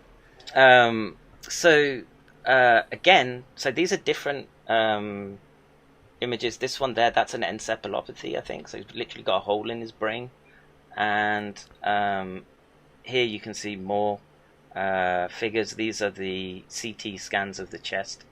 Okay, and you know, this degree of damage in the brain, I say, look, I'll use an MRI on a monkey, and if I've done something and I see this type of damage because I see a bit of flaccid paralysis, the rules say I have to euthanize that animal. Right? That's how sort of severe this damage is that's coming out in these people, and it's asymptomatics, and it's young people, right? So this is just an example of the philopodia that I was talking about, right? So if you look in the bottom right hand corner, that's it taking the cells, so every cell has this skeleton, it gives it its shape. Okay, it's taking those protein filaments, restructuring them, and sending them to the other cell. And what that does is allow evasion from the immune system. Right? And very... Yeah, it's in the military, it'd be called cover. Yeah. So it's as simple as... And again, a property... You know, there is... I've heard it... I've been trying to sort of locate good images with respect to flu viruses, because I've heard it mentioned H1N1 might do it, but I haven't found anything as clear as this, which is for SARS-CoV-2. Okay, but they do have this response with smallpox. It's documented with smallpox, Ebola. So these are things not to be taken lightly, and that's why. So I was saying before, I don't want to get wrapped up in numbers of populations where we know that the data sets are noisy. Okay, this type of biology is much more concrete, and although we don't understand it, using the lasers analogy, we can still look at it and use it in a particular fashion, and we can see that there's similar properties going on. Okay, so right now we're just looking at the basic biology. For your listeners that haven't watched me before, that's scene from The Thing, where the dog bursts apart and takes out all the other dogs at the beginning of the movie with those tentacles. It's literally the equivalent of that, right? That you're looking at with that arm shooting out from the one cell to another. So now we get to the more interesting part, the neuroscience part, where I'm comfortable. Okay, all the virology aspect, like the genetics of the virus, etc. It's outside my domain. I can read stuff into it, or I can read it and understand it. But it's the brain stuff where I've got the experience and I know what it is that I'm looking at. So, let's start now asking the metaphysical question, which is this beast system. Everyone implicitly understands the archetype of what that is. Okay, and so there's an assumption that it involves in some way machines interacting with the substrate of what makes us human, and the ability of machines to read and modify or read and stimulate back into brains seems to be this sort of holy grail. Okay, and that's what I was working on for 20 years, right? I spent my life putting stuff in the brain and trying to modify behavior and stop behavior, right? Because that's how we treat some of these kids with Tourette's. Okay, we'll put deep brain stimulators in them, much like we do Parkinsonian patients. So what I'm going to bring forward to you now is the concept that so those those properties of the virus, which seem to allow it this souped up entry into the central nervous system, is technically called a gain of function, right? And gain of function research, the reason that the US gave money to China was because gain of function research, a moratorium was made of it because they were playing with H1N1. They gave it a gain of function, and actually I think the gain of function was just more it got airborne and it happened spontaneously in rodents, in ferrets, Okay, and it was at that point that under the Obama administration, they said, we're not going to do this research anymore. So what happened is it got offshored through groups like EcoHealth and the Duke University, Ralph Barrick, Peter Daszak, the head of EcoHealth, and Duke University was where Zhengli Shi comes from, right? So this gain of function, this idea of gain of function, is not something new in virology. It's done sort of pretty routinely, okay? And I would put forward the premise that by passaging this virus, this probably from these miners through monkey tissue and giving it to monkeys, okay, they've evolved, they've let nature do the work for them, and have evolved this pathogen from a bat to become highly pathogenic in humans. In other words, giving it a gain of function, and not one gain of function. It looks at least like 3, 4, and we'll probably find more as we go to account for all the symptoms that we're seeing. Okay, so the idea of gain of function is something that's standard in science. And now what I'm going to explain to you is that the same concept applies to the brain. We're trying to do gain of function in the brain. Okay? It's what I was doing. And we were trying to do it through planting electrodes into the brain. Okay? And I said to you at the beginning that the nature of the SARS virus has very interesting properties from a neuroscience perspective. Okay? It has this rabies-like capacity to jump. You've seen the images in the MRI images. So we know it can jump around the nervous system, or the limbic system, at least. Okay? And what we can do is the gain of function in the virus can be used to induce a gain of function in neurons. Right? So you can you can encode different proteins in the virus itself. The virus has specific properties, and then it will transfect the cell and cause that cell to start displaying properties that we can consider a gain of function. What are those gain of functions for? Well, basically, what I'll show you is it's to allow for better interfacing with the brain with our technology. The guy from Harvard, who's I'm guessing he's whether he's probably under house arrest because he's a privileged yeah, of course, individual. But I'll show you his work and how they were using viruses to do gain of function in neurons. Okay, now let's just read this. So this is a separate study, but it sort of sets a tone for what they're going to do, and I'll read it for everyone. And I'll try to, as I read it, I'll explain particular components of it if it's not so real. So carbon nanotubes, if people should be familiar with that. It's not graphene, but they use it for all kinds of nanotech. Okay. Carbon nanotubes have been applied in several areas of nerve tissue engineering to probe and augment cell behavior, to label and track subcellular components, and to study the growth and organization of neural networks. Okay, so this is established. This paper is from 2008. Okay, which means the research has already been done, and they're publishing it. This is public domain. Okay. Research reports show that nanotubes can sustain and promote neuronal electrical activity in networks of cultured cells. So this is when they're in a petri dish. Okay?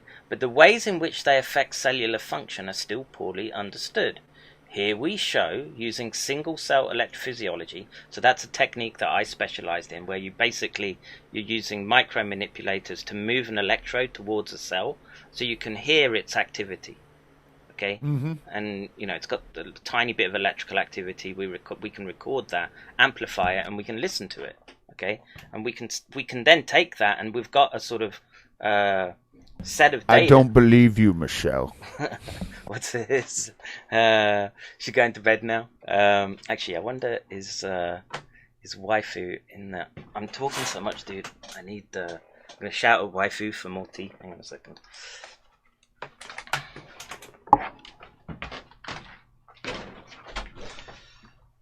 Waifu, could I get more tea, please?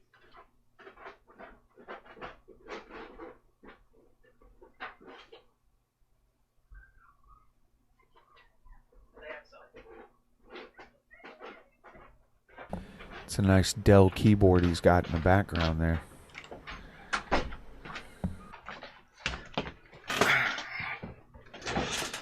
Alright, so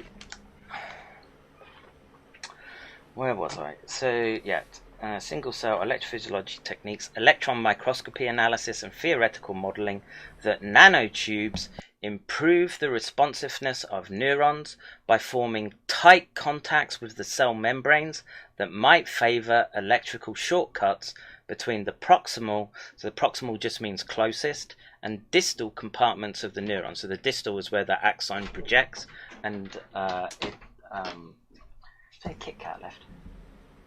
Thanks. Where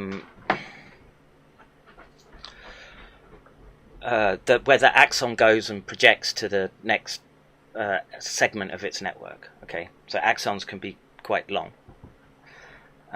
We propose the electrotectonic hypothesis to explain the physical interactions between the cell and nanotube and the mechanisms of how carbon nanotubes might affect the collective electrical activity of cultured neuronal networks. These considerations offer a perspective that would allow us to predict or engineer interactions between neurons and carbon nanotubes. Right? Does that make sense to you? What are the carbon nanotubes again? They're literally just strings of carbon that are a bit like a tube, right? So actually, see that? Uh-huh. That's carbon nanotube, right? That's okay. That's carbon, but just so it's just a really small carbon tube? Yeah. Yeah. Okay. But it allows electrical conductivity along it. Mm-hmm. Okay. So this then enables us to start getting in and tinkering at a very fundamental level the ability of networks to respond and fire. Okay. Uh-huh. And basically, I would just, if you look at this here, this is just their main data. Okay. So usually a cell fires, that's the red line going up. Okay. It comes back down and it goes below a voltage threshold, and it takes time for the electrogenic pumps in the membrane to recycle the potassium and sodium so that it pushes the sodium outside the cell so it can then do another action potential. And that period between where it once fires and then goes down and then gets ready to fire again, we call the refractory period. And it's typically I want to say it can be very short depending on the neuron, a few milliseconds to tens of milliseconds depending on what type of neuron it is. But the black line, you can see that the refractory, it doesn't even go down to its refractory threshold and can basically keep firing.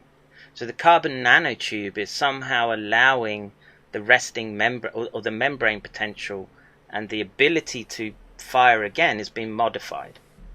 Okay, so this is the fingerprint that we need to see of a gain of function. It's very simple at this point, but it's a change to the neuron by putting it in these nanotubes. Hang on a minute. So now let's get to Professor Liebe, Harvard University professor and 2 Chinese nationals charged in 3 separate China-related cases. The Department of Justice announced today that the chair of Harvard University's Chemistry and Chemical Biology Department and 2 Chinese nationals have been charged in connection with aiding the People's Republic of China. Dr. Charles Liebe, 60, chair of the Department of Chemistry and Chemical Biology at Harvard University, was arrested this morning and charged by criminal complaint with one count of making a materially false, fictitious and fraudulent statement. Lieber will appear this afternoon before Magistrate Judge Yan Qingyi, 29, a Chinese national, was charged in an indictment today with one count each of visa fraud, making false statements, acting as an agent of a foreign government and conspiracy. Yi is currently in China. She's part of the PLA. Zai Zheng, 30, a Chinese national, was arrested on December 10, 2019 at Boston's Logan International Airport and charged by criminal complaint with attempting to smuggle 21 vials of biological research to China. Zheng was indicted on one count of smuggling goods from the United States and one count of making false, fictitious or fraudulent statement. They've been detained since December. Now we're going to look at some of Lieber's work. Okay, so this is from have I missed the date off that? Maybe 2019. I need to sort that out. But basically what they do is they use so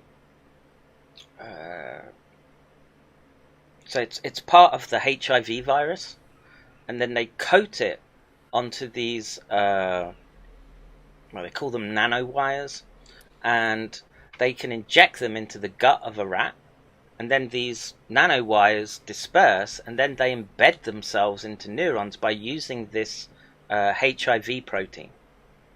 Okay, so this is just regular neuroscience methods. This is going on right now.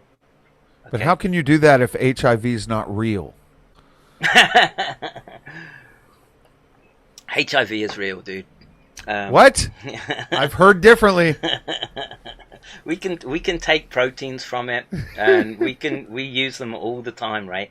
Like I said, it's a neurotropic virus as well, right? So we use it. It's used in scientific research for these properties. Okay. So, but basically what they're doing is they're using this protein to make it embed into a neuron and act like it's got an antenna on it. Okay, this point is critical because that antenna, you can put proteins on it. You can get the cell to express a kind of carbon nanotube antenna with a some type of binding protein that then makes it easier for the technology that you introduce into the brain to find it and latch onto it. Mm-hmm. Okay, and then you get a much higher fidelity signal. Okay. This is being done right now. This was out of his lab. Look at the Chinese influence on it, right? This guy was getting millions of dollars and was just down the road from the Wuhan Institute of Virology. Okay. This is more of his tech. It's not that particularly interesting. Now, let me just skip a bit. Am I missing slides here? Oh yeah, I remember what happened. It wouldn't save. So I need to sort of pull up a bit of his research, and we're going to look at a video of the type of tech that he was doing. Okay.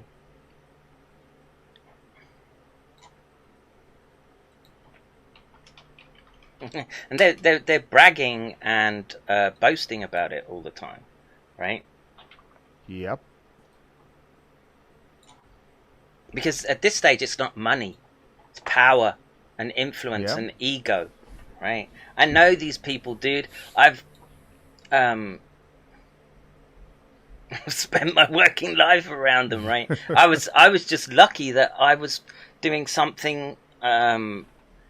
Tourette's isn't a money maker, so institutes aren't in it. But I got enough support from American charity, Tourette Syndrome Association, okay, that enabled me to have independence to make these type of technological leaps and understand these networks in a way that other people don't.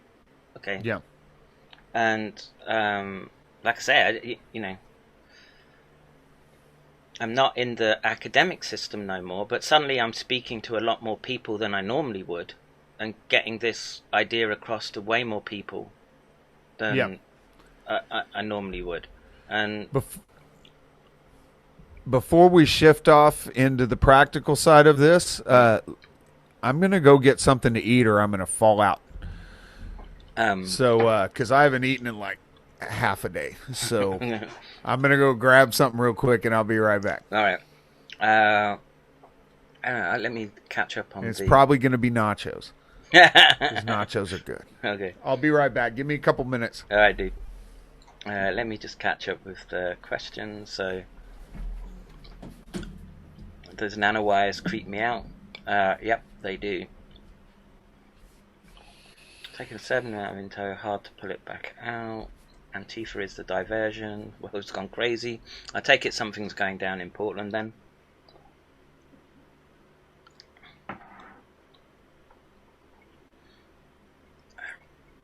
Guards being stabbed and stuff in Ware County prison riot.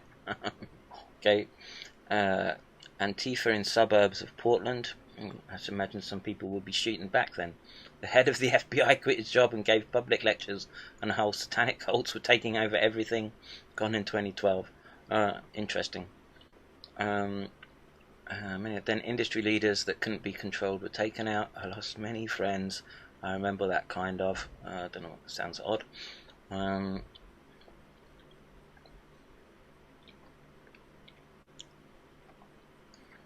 Quercetin and zinc. Yeah, I mean, I would say it. I mean, I don't know, how effective it is, but at this stage, I would do it. You have nothing to lose taking it, right? Well, I don't know, your kidneys maybe, but this is the chance you take. And I see the farm and buy zombie supplies yet. Always have zombie supplies. Remember, double tap jigs. Always do. Good to see you as well.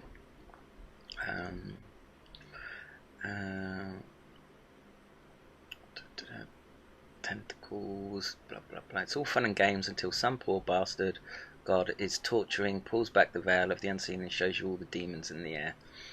Yeah, I mean, it's kind of happening right now, right? Can we draw a statistical correlation between collective insanity and infection rates regionally? That's probably a good way of doing it. West Coast was one of the first to get infected. Okay, Washington State.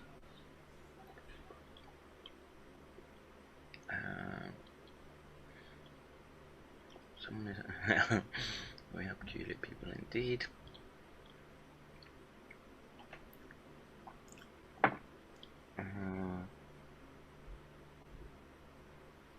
Yeah, Dave's job is right. Collective loss of impulse control can only destabilize society. And the heart paper recovered is horrible news. Yeah, I'm telling you, dude, it's like my heart now is just, I'm not having pain all day, right? And that's probably been in the last few weeks. That improvement has occurred. There's been 8 months. 8 months to get to that point. Boldness is underrated. I don't know. I mean, it makes it easy for hairdressing. I mean, I need to go trim and clean up a bit, I think. In the last week, they used fluoride to increase the suggestibility of the soldier class. I didn't know that. Interesting. Oh, you had H1N1, that's true. I have a strange attraction to bald men. I'm not sure what to say. Way past premenstrual, post-menopausal. Okay.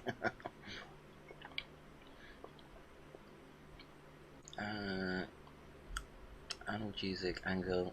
He's been on the past week or two. Really connects everything. Yeah, it does. A climate cultists are making noise again. Where is he? Where's Semper gone? Mm-hmm. He's gone to get something to eat because he saw Daddy eating cookies. Did you get a cookie? No. What do you say? Thank you. You're welcome, big boy. That sounds good. Tastes good?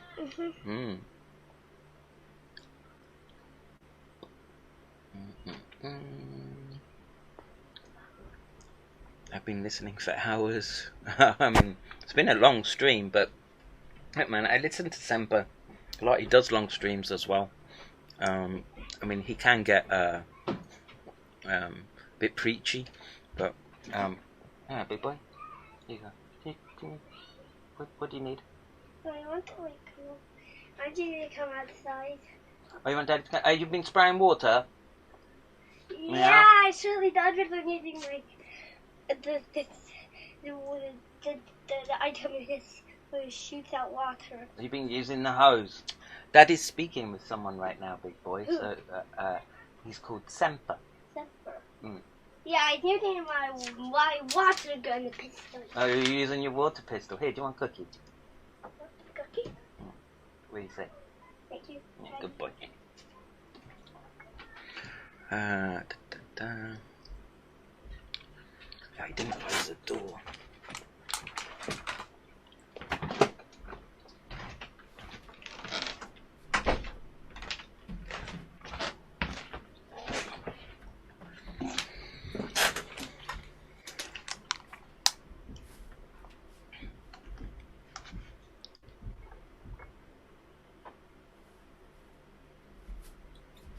Let's bring this up.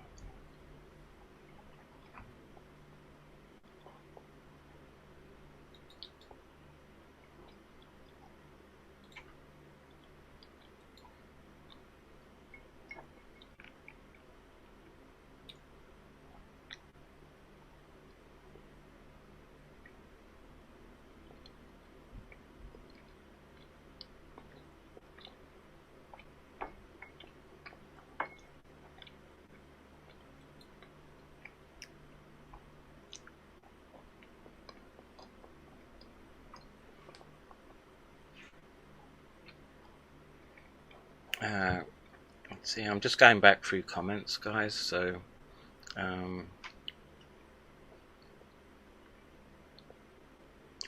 Night Marie.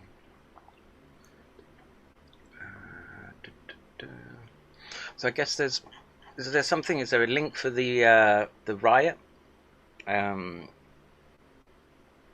Did I decide on it? Yeah, I bought two nice images, but I can't get them to, well, one is recording constantly, but the other one I bought, I can't seem to work out the settings to make it just record constantly, and it's not doing the things that it's advertised to do.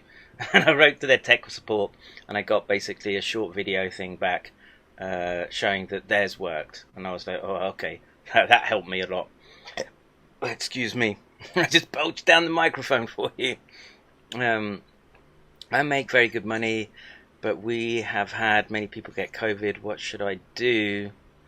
I don't know. Make a donation to me. How about that? That's a good thing to do with your money, dude. Yeah. Why is he still gone? Well, he's having something to eat. It's okay. How much cookies do we eat? How much things does he eat? I don't know. He wants to eat some nachos. How many snacks did he eat? Yeah, he's eating snacks, yeah. 64? I don't know how many he's eaten, but 64 would be a lot. How about a billion? A billion snacks? I don't think it's a billion, big boy. I think so. Can you close the door? And I don't know what's the big TV password. Daddy will sort it out. You have to wait, okay? How much minutes? 3? No, more than that. Okay. 10? More. Okay. Go find something else to do for the moment. Get Mummy to put a movie on for you. What do you say? Thank you. No. Adios property. Really? And I can give you a kiss now. No, good boy. A kiss on the beard. Close the door.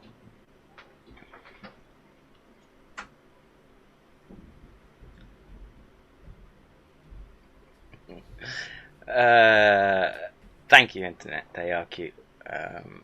I'm blessed every day that I'm able to spend with them.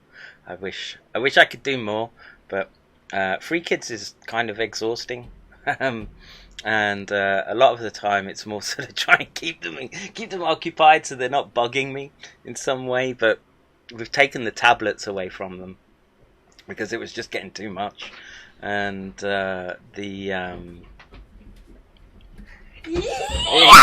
that big? Oh, so you're just making you bombing the camera. You bombing the camera to say hello. You showing off your blanket. All right, you didn't try to lie and tell everybody that I was giving you feedback off my headphones, did you? No, it was good. Hey, quiet. All right, let Daddy speak. My youngest wants to know, how many snacks did you eat? Was it 64? There might be 64. It's very large. Yeah. Right there. There, look how it sees Nachos. snacks. Yeah, maybe 64. You were right. No, you have to find a billion. Okay, boys, let Daddy speak. Okay. I really want. All right. I want Yakin and Elton look at me. Okay, close the door. Close the door for Daddy. Good boy. So I'm going to use the pistol and you're going to use. Okay, Daddy will come and see it in a bit. Okay. It was interesting that the number he came up with was in multiples. Just saying. Illuminati confirmed. He's it's Minecraft and Roblox. That's what they play, right? So they're highly numerate and good with symbols, but their sort of functional reading is 0. They're like reading words is too slow. There's not enough. There's not enough information imparted quick enough for them for them to find it of use, right? That's how bizarre the world has gotten, especially if they're playing those games. All right, so Well, it's also why people are so easily subverted now, because everybody wants video, which means you have to frame it under an opinion versus being able to explain yourself in an extended period of time. And I don't find that this stuff translates very well to, like you say, those short 10-minute videos to sort of get a point across. It's too complex, right? And it does just require a long form conversation where you're able to, you have the time to explore the tangentials that come off as you're having a conversation, right? So there was a lot before even getting down to the practicalities of thinking about the neuroscience of this current state that we're in. Okay, of just the dialogue around how you're wanting to deal with it, the pressures that you're feeling with respect to the environment that you're in. And you have to remember that everyone is under that pressure of some kind. And at least, that again, this comes back to why I think it's so important that you speak into people that have actually done something that's concrete. So something like military service is this concrete thing where, like you said, there's this SOP of you have to do something, and even though they might seem bizarre, you know that they're consistent, right? And that's an important element, because you have to understand why the rules, or you don't have to understand why the rules exist precisely, but you just need to know that there are some rules that you should follow, and you need to do it because, but for your own security's sake. Yeah. Okay. And so what I'm going to do as you're munching on some nachos, we're going to play a video, and this is from the LIVIK lab, okay? And this is them showing these mesh electronics for neuroscience, which they're using to embed into the brain, okay? And again, this is 2018. This is established neuroscience. You're going to play.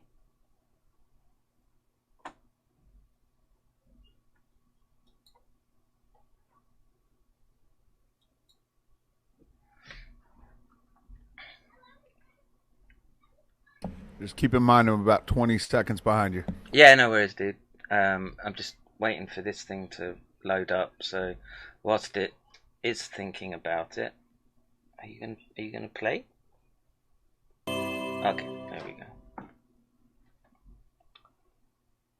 This method can help answer key questions in the field of neuroscience. And I'll be dead such honest as how with you, aging this processes manifest in the brain, the stuff how that the brain develops, and how brain diseases originate and progress. the tech guys on the video game side are playing with in regards to that wireless stuff I was telling you about earlier. That's scarier to me than even any of this. Oh yeah, but think about what happens when you start combining them together, right? That's well, and if you can do it wirelessly with no equipment, then there's no like guard against it. So let's watch how they make these electronics, right? Because it's evaporator and it's evaporate fascinating. 100 nanometers of nickel. Next, spin coat SU8 2000.5 negative photoresist onto the wafer at 4,000 revolutions per minute for an approximate SU8 thickness of 400 to 500 nanometers. Load the wafer into a mask aligner to expose the SU8 with photolithography mask 1 corresponding to the bottom mesh SU8 So I guess layer. my question would be, what Expose happens at when an eye-line spyware dose gets of into your 100 brain? millijoules. Well, precisely. This is the whole point of this, right? And so my job right now, I think, is just to inform people of the technology that's available, and well, we'll look at this, and then we'll think about what the implications are. So we can think about the technical implications, and then we can think about the more metaphysical, because I think the metaphysical probably speaks to more people than the photolithography or computing bugs. So anyway, I'll play. No video. Per square centimeter. Could you see the video, dude? Then, Nope, immerse the I'm wafer seeing in what's a on tray YouTube. of SU8 developer. Gently agitate the solution for 2 minutes until the mesh pattern in the SU8 has been fully developed. Then, rinse the wafer in a tray of isopropyl alcohol for 1 minute and blow dry. Why is that? Yeah, it's not showing up. So you've just been watching a big black square, right? Actually, I've been talking to you. but the whole point of hey, big boy, behave. Why have we not able to? Oh, you know what I had to do? I had to. Daddy, in Roblox, you can name yourself Amazing Dancing Penguin. Amazing Dancing Penguin. I know you can. Come on, boys. Let Daddy speak. Okay. Close the door. Well, if we can't see it right now, then what I will do is I'll put the link in for you. You can, and look, it's not like you're not familiar with the concept, right? You understand that it's there, and this is it's just my way of trying to be precise and thorough, and showing that these technologies exist. This comes from this guy's lab, right? Who's just been arrested. That's got close links to. Yeah, but I want to see it, so close it and reopen it. I've got a feeling it won't play, so I've got to. Maybe I've made a copy of it, but let me just see. Let me just give you the link first, and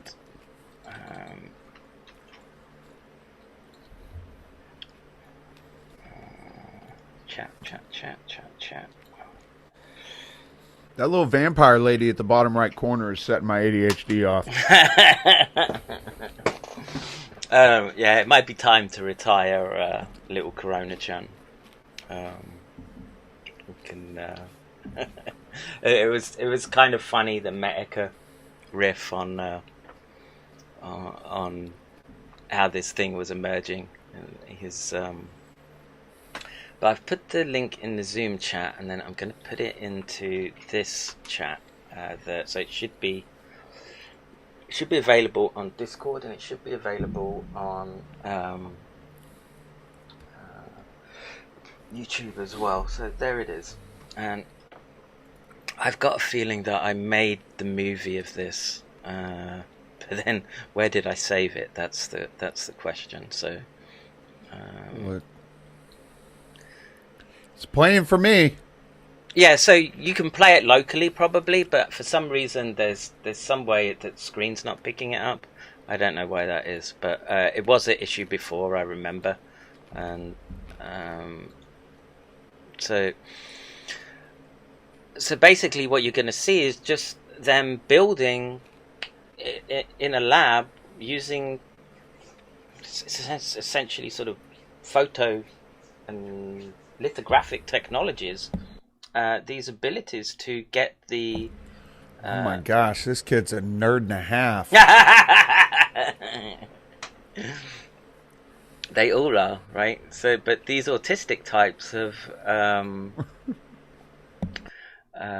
why is he sweating so much? just nervous, and it's so that kid is in prison right now? No. He's just in the lab.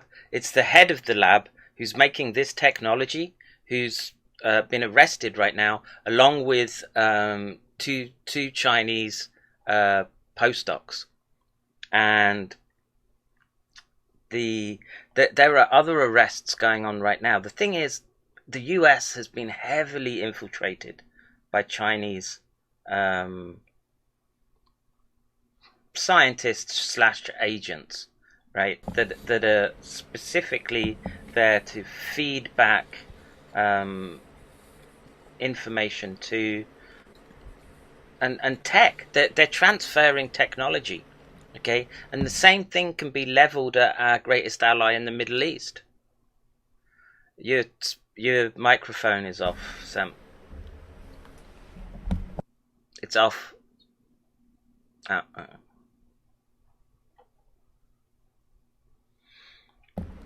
I said you better watch out. Your wife's getting a little upset with you, sir. That's just normal. I'll suffer the consequences afterwards, but it's You'll suffer the consequences in periods of time where she's upset for the next decade. But it's taken us a long while to sort of find this time to get this conversation out, and to me, okay, we've got this time now. You have to use it, and it's about making sure that there's consistency in the information that's available to you, so you can make we can all come to a consensus about what it is that we should be doing, okay? And my practical approach right now, okay, so we're not how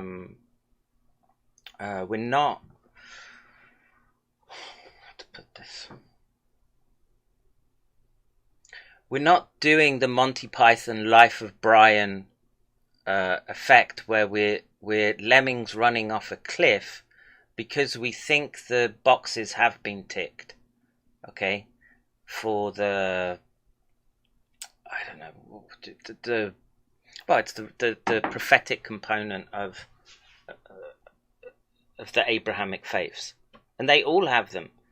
The Jews have a version, Christians have a version, and the Muslims have a version. And Omniversing says, "Good stream, mate. Full minty." Yeah, it that has been a very, very good stream. I've enjoyed it, and I hope me and Semper can talk some more. I didn't know about the preacher component of Semper's existence, so it's could make for some interesting metaphysical discussion. No, I mean, for the most part, the religious component for me is just sanctification. Becoming someone who exhibits love, compassion, respect, that type of stuff. Fruits of the Spirit: love, peace, patience, kindness, goodness, gentleness, faithfulness, self-control, and that.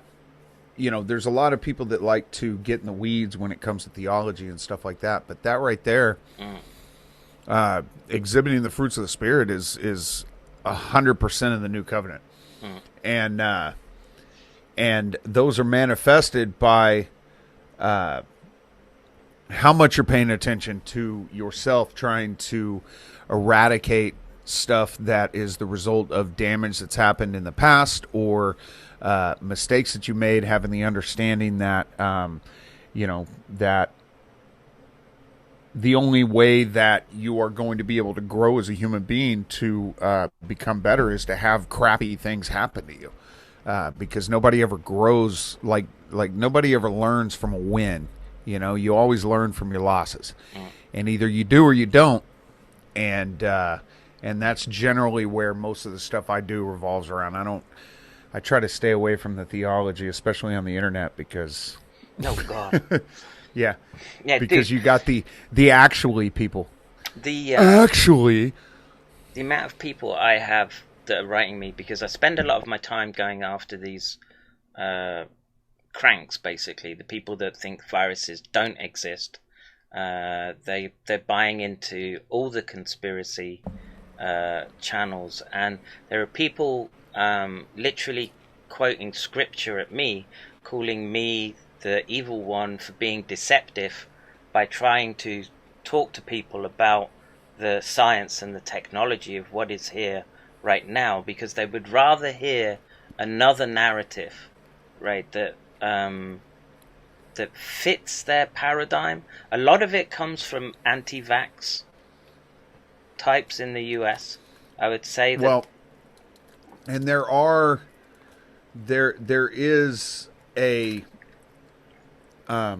very loud component of spurgy anti-vax. Yeah. Of people who just go off the deep end when it comes to that. And that's with pretty much every single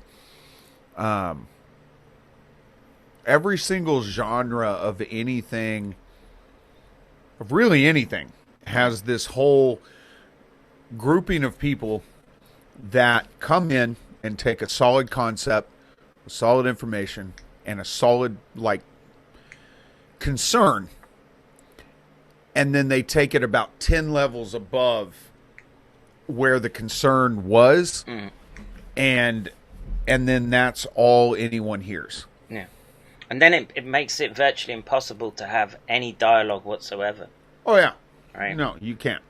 And you stand back and you go, there's something weird about this grouping of people, and then the next thing you know, they're CIA, FBI, Mossad agents that are trying to suck the blood out of babies, and and it's like, okay, well, I mean, you may be right, but that doesn't change the original concern, which is that these people are manipulating a situation clearly, and you've just taken what is clear and you've raised it up to a bar that is so high in regards to not being able to prove something, that you have just completely destroyed any argument that happens on the level of circumstantial evidence that is easily seen, or that is easily provable from the circumstantial side, and you've just taken it and you've injected this just insanity that you'll never be able to prove. Yeah, and it turns people away, which is why the way that I've tried to sort of present this information to you right now, okay, what I'm specifically basing it is that one looks a noisy one, dude. The information that I'm presenting right now is I want to show what's literally being done right now in public universities and taking of public money and they're bragging about it in scientific publications, okay, to get clout, to get more money, okay. And I'm sure Lieber was thinking about his Nobel Prize a year ago, okay, and we're in a situation now. So So this is where I want to bring in the idea of the metaphysical, because there's because that, if you go too far with that too quickly, that injects this level of incredulity into the argument that other people find difficult to sort of wrap their head around, especially if they're fiercely atheistic, or if they're fiercely ideological at any level. Okay, once they've got into their head a particular set of circumstances and ideas for what's going on, and they keep reinforcing that, because we live now at this point where you can find the information that you need to always reinforce your argument, right? And this is what I hear from the people who keep defending the people that I go after, who are telling people that viruses are not real. They're literally telling people viruses are not real. You're completely foolish for believing in it, and pay me $1,000 and I will get you through the current circumstances. And I understand the mindset behind that, because once you realize that something wasn't real, and then you might even give trust in certain other areas, and then you start to they come out and basically say, yeah, we were kind of, it wasn't real. And then you look at that, you start to look at other stuff, and you see patterns in the same direction. And then you go, well, that's not real. Well, no, that one's real. Okay, well, you've lied to me twice. And so why should I believe this? And then there's this, and it's a pretty nasty rabbit hole to go down sometimes. That's why I always have to stand back and say, because I don't ever come to a definitive, like, you got the flat earth and all the, the firmament and even the moon landing. I think that, when it comes to the moon, I think you have a much more ground to stand on when it comes to moon than anything else, just because of the age of technology, and then all of the subversion, and the fact that they were in a Cold War at the time, and the country that they were going against was, the people that were saying that they were getting close to that. But I regularly fall on the side of what I said to you about the moon. Like, I can't say that we did or didn't. I can't say the Earth's flat. I can't say it's round. You won't ever know. You can look at the evidence presented, and you can say, I think I do. But at the end of the day, you're never going to know. And a lot of people don't make that distinction. They have a specific bias, and that bias will inject itself into everything. And so a lot of people will listen to the stuff that you do, and they'll listen to it with the intent to find what's wrong with it. Instead of listening to say, okay, what's this guy talking about? They're saying, okay, what is this guy saying, and where can I find the lie? Because I know this guy's lying, so I have to pay attention to every single word and listen to him, so I can get that gotcha moment where I can go, aha, see, you said in this stream, and this is where it goes autistic, you said in this stream that you would do this, and then you said in this stream a year and a half later that you wouldn't. So clearly everything you've said is wrong. Yeah, the spurginess, for want of a better word, is a good way of confirmation bias is what it is. In reverse. Yeah, and we're standing on. We exist on shifting sand, right? So we're as good as the equipment that we have to make an objective measurement, okay? But the first thing we have to do is we have to at least agree that there's an objective reality that I can touch the table, right? I know it's real, okay? I'm pretty sure that you're real because I've just been listening to you for a year or so, and you tell a kind of human story, and you're not in the uncanny valley of some type of AI script trying to fool me, right? I'm pretty sure, despite the... I mean, I guess theoretically, if artificial intelligence is the level that I think it is, I could be generated, but... Yeah, but so the simulation hypothesis, if you're going down that route, okay, then what you're saying is that there's a designer and an architect, and it's just it's a modern way of describing the super ordinate consciousness that we would ascribe under, I would argue, the religious domain. Okay, so we, as the concept that there is God, is that there is something approximating order and direction, right? So if you take the E. Michael Jones approach, and I think it's the beginning of John, right, the Book of John, where there is the Word, and the Word was God, and that's where the Logos comes from. And goddamn Bearbrain for taking all these terms and shitting all over them, so we can't use them. That's what bears do, though. They eat berries and they shit them out. I know, right? So that's literally what he does. He takes streams and then he shits them out. Yeah, and well, I mean, he's a sort of charismatic speaker to the point where people are hungry for that information, right? They're hungry for something that agrees with them, and they want that confirmation bias, right? So it supports their view, right? So this is something that I notice very much with the this Discord, this discussion between myself and an American. So you basically sort of argued, I don't know, like a Jeffersonian type.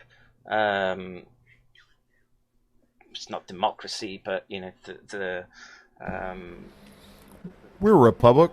Yeah, but this idea that comes from the fact... I'm just kidding. We're communists. We just don't know it. So the Logos is from Greek philosophy, I've been told. Yeah, but the translation from Hebrew into Greek, right, and Latin. Okay, so that's where they use that. That's where it comes from. I think E. Michael Jones does a really, really good job of sort of laying out this component of the New Testament and Scripture and how it relates to everyone. Now, he would say, you've got to go and get baptized in the Roman Catholic Church to really be with God. I'm not sure I would buy that. I think...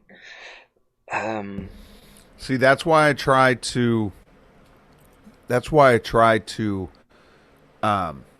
not step too close to theological arguments in that realm, because it is so divisive. And what I've noticed over the course of my life, because again, there is this concept of Southern Baptists that I grew up in, and they were so unbelievably concerned about actions the way that they were always concerned about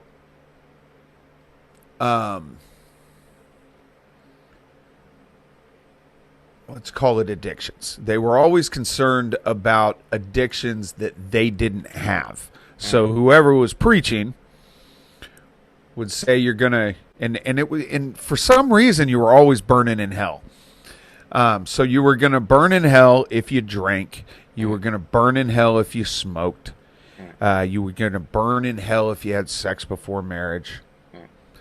But you know what you didn't burn in hell for?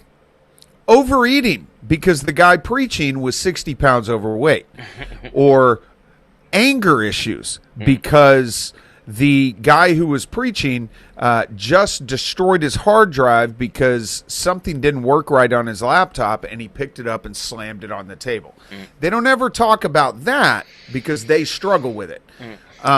Or they will get in this like mentality of, I have a problem with drinking, therefore it's the worst thing and I have to stay away from it, and so I'm going to preach against that. And I would see people get into these fights over minor theological issues when in reality all you were doing is being the person or the group of people that a person who is not a Christian points at and says, see, that's why I'm not a Christian right there. And something that I always found in those types of people that engage in those minutiae of the theology, where they're trying to say that they're are typically the people who have never ever had to have or had to have fights to progress through life. They've come through and they're given this not soft induction, but this long induction into the faith, and then they get this ideological possession, and then they feel that they're going to engage in this type of sophistry. Okay, and if people have come out of somewhere like the Bronx and they've had to fight tooth and nail to get out of there, they are more grounded, and you tend not to see them engaging in it. It's the white, comfy Bible Belt of America types that are driving SUVs that I always found want to do that, or Jews. See, oh, you said the name. I've always found it's people who feel superior to other people, which would lend to what you're saying. But people who stand back and say, clearly you're stupid, and so you don't understand. So now I'm going to have to tell you because I'm right. And that, I mean, there's a component of that needs to be done to a certain extent. But like when you get to the point where you want to literally destroy someone because they don't believe what you believe in regards to that. And the thing is let's take Noah's Ark, for example. Whether Noah's Ark could have been a literal thing or an allegorical thing is irrelevant when it comes to somebody following Christ or not. But I have watched people go round and round and round and round on, because one of the Southern Baptist things is that the Bible is completely and 100% literal and completely and 100% inerrant. But if you want to take Noah's Ark literally, then the outside of the housing the animals, let's just talk about how much shit you have to deal with on a daily basis for a handful of people on a boat. That's not even talking about how do you separate the animals, how do you keep predators from eating prey, what do you do with the Arctic animals, was there like an ice room or something? No, let's just talk about the metric tons of feces that are produced every single day by these animals. And there are people who will get viciously angry even at the notion that pulling off what Noah or the essentially the story of Noah claims to pull off, and they'll lose their minds. And then they'll end up alienating someone who was just asking very logical questions. And that person goes, you know what? Screw you guys. And you just became the justification for somebody not being willing to submit their lives to Christ. Yeah, I mean, dude, I've seen it all the time. Look, it happens in science, right? People get entrenched in not science, it becomes ideology. So the classic example that you can point to is global warming. Okay, right? It's global warming or global cooling or global climate change. Which one are you talking about? What decade are we in? Yeah, so it depends, right? And but people seem geared towards that constant back and forth, and in some ways it can be productive. But I would say the scientific domain got corrupted by the ideology of climate change, the climate sciences, okay? And because the ones that are willing to do the most damage are the ones that end up being the ones on top, always. Because like that's why I don't do internet fights, that and also because I think they're stupid. But the ante always has to get raised. So if you say something to me, then I have to say something back to you. And then once I say something back to you, you have to say something back to me. And then it goes and it escalates and it escalates and it escalates until somebody steps over a line. Well, the loser of that battle is the one who is the one that has a line that they're not willing to cross sooner than the other person's line they're not willing to cross. And so the people who generally tend to win those battles are the ones who there are no lines that they won't cross. Well, look, And I'll give you the perfect example, right? Charles Lieber in this lab that's just being nailed right now for this type of technology, okay? There wasn't a line that he wouldn't cross. I personally made a decision a long time ago. I could have easily got a job in China because they do monkey research and they're fascinated, not fascinated, but they're putting a lot of effort into the type of research that I did. Okay, I could have had a career over there, no problem. I didn't because I had principles with respect to, well, I don't want to work for people who are the other end of my ideological spectrum. Right? I don't want to work for people that harvest organs. I don't want to aid them in any way. Lieber didn't have that problem. He took the money. He took the pleasure girls. Right? He took the inflated expenses and salaries from China. That's how they caught him. He didn't claim research funding or monies that he was getting from China. Okay, but basically he's involved in technical espionage, right? Because he's taking that technology, right, this brain machine interface technology, and he's taking it to China. And I would sort of put a bow in respect to the scientific aspect right now that this virus, whether they've fought it or not, right now ties together perfectly at this domain of the brain, mind, and consciousness, right? And there's elements to this virus that they might. I've worked in those environments, right?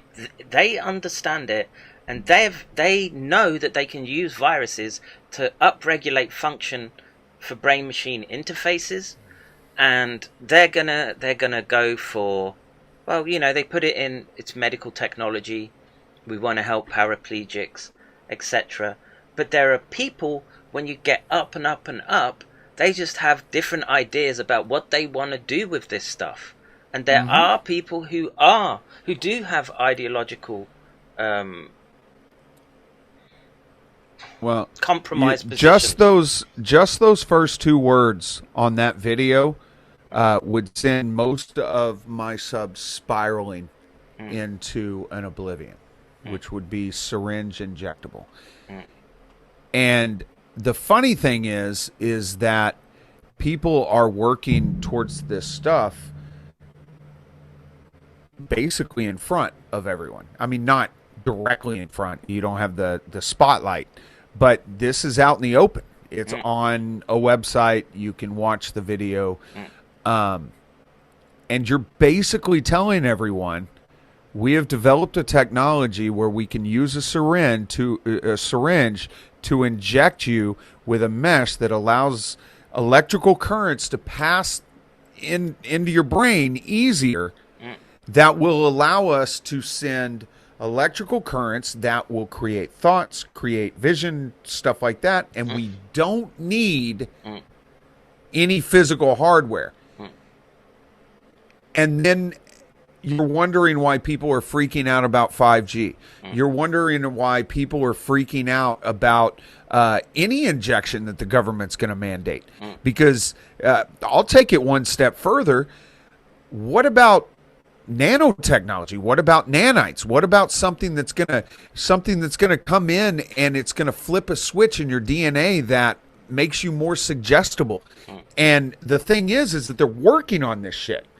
And they're doing so. So where does the government stop? Well, we've seen over and over and over that the government's willing to cross this line, and they're willing to cross this line, and they're willing to cross this line. You know, we just. And I don't want to make it too political, but I'm going to. We just assassinated a guy at a civilian airport because he was the general of a country we didn't like. That is a line that you're not supposed to cross. If you're going to face somebody on a battlefield, you face somebody on the battlefield. And what do your Ben Shapiro say? Oh, well, he was a terrorist. It doesn't matter because now he was uniformed, dude. That's a uniformed officer, okay? Except for the fact that it's a civilian target and he was going there under the methodology that's used for a civilian to move back and forth. Yeah, but that's what I'm saying. But what you've just done... You can't assassinate just a unit when there's no declaration of war, and you can't just assassinate officers. That is a declaration of war. Yeah, right. Depending on who you talk to, that's how World War I started. Yeah. And the thing is that from that point forward, anybody who was a part of that person's country, you've now just made assassinating targets in civilian areas. You've made it acceptable. Because if you do it, then now we can do it. Yeah. Yeah. And so I was pissed that day. In fact, One Step made a video about it. I'm mad as hell and I'm not going to take it anymore. But yeah, I basically told the president. I mean, not that I told him, but I told him on my stream. I basically told the president, if we have a terrorist attack in this country on a civilian target, it is your fault. You did that. You went and took out a general of a foreign country at a civilian location. And so you just gave the green light for them to do the same. But everybody, they're insurgents. Except for the fact that if you put yourself in their shoes, what would happen if Mike Pompeo was flying over to Israel to yell at him for blah, blah, blah, and as he was in the airport, somebody blew him up? Would you feel the same way you do about this guy? Because that's the way they see people on the other side. And they beat the war drums anyway, and everybody did their whole, this is the side I'm attached to. I lost a bunch of subs for that thing. You know, it was just like, and it was just people doing that same thing, which is, this is my side. I'm staying with my side. And so my side steps over the line. Okay. It doesn't matter because the ends justify the means. And the ends don't. And not in this case. And I look, how depending on where you want to draw this line, okay, we can probably. Well, I'll just sketch a thing out for you. So as Trump became president, okay, there was people probably not even remember much of this, but Trump recognized Jerusalem as the capital of Israel. Oh yeah, right. Followed by the UK, Italy was one. There's a whole bunch now that have recognized Jerusalem as the capital of Israel. Now, it doesn't matter what you believe; it matters what other people believe, and in other people's mind, that's kicked off a whole prophetic process. Okay, that's coming to a head right now, and you could right. So this is where we can sort of take a step back and we can think about, well, how does all these prophetic components that are part of the human narrative fit into what we're seeing today? Because, like I say, you made the point that, well, what we're seeing right now is ticking a lot of the boxes for. Don't forget that the EU is bleeding countries and it needs to get down to 10, and that the EU is literally centered in northern Rome. Which is chapter 6. So this, it takes time for things to sort of come out, to fulfill these prophetic statements, right? So, the Jews shouting Moshiach now, okay, that have their capital back in Israel, and are already doing the sacrifice on the. I lived in Israel and I can't remember its name. Never mind. Anyway, they're doing a blood sacrifice, okay, and they're waiting for the temple. Okay, they want to put it on the dome where the Dome of the Rock is.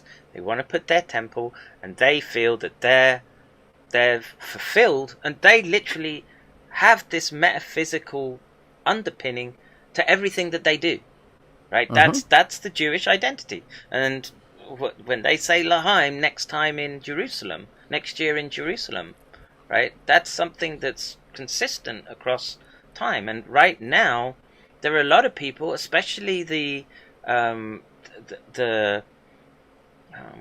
what you would polite way of putting it, but the Christians in the United States that have become the enablers of the Israeli state. Okay. You mean Judeo-Christian, not Christian, right? You know those two things that are completely at odds with each other that we just cram together with a hyphenation? Yeah. But there's a very particular brand of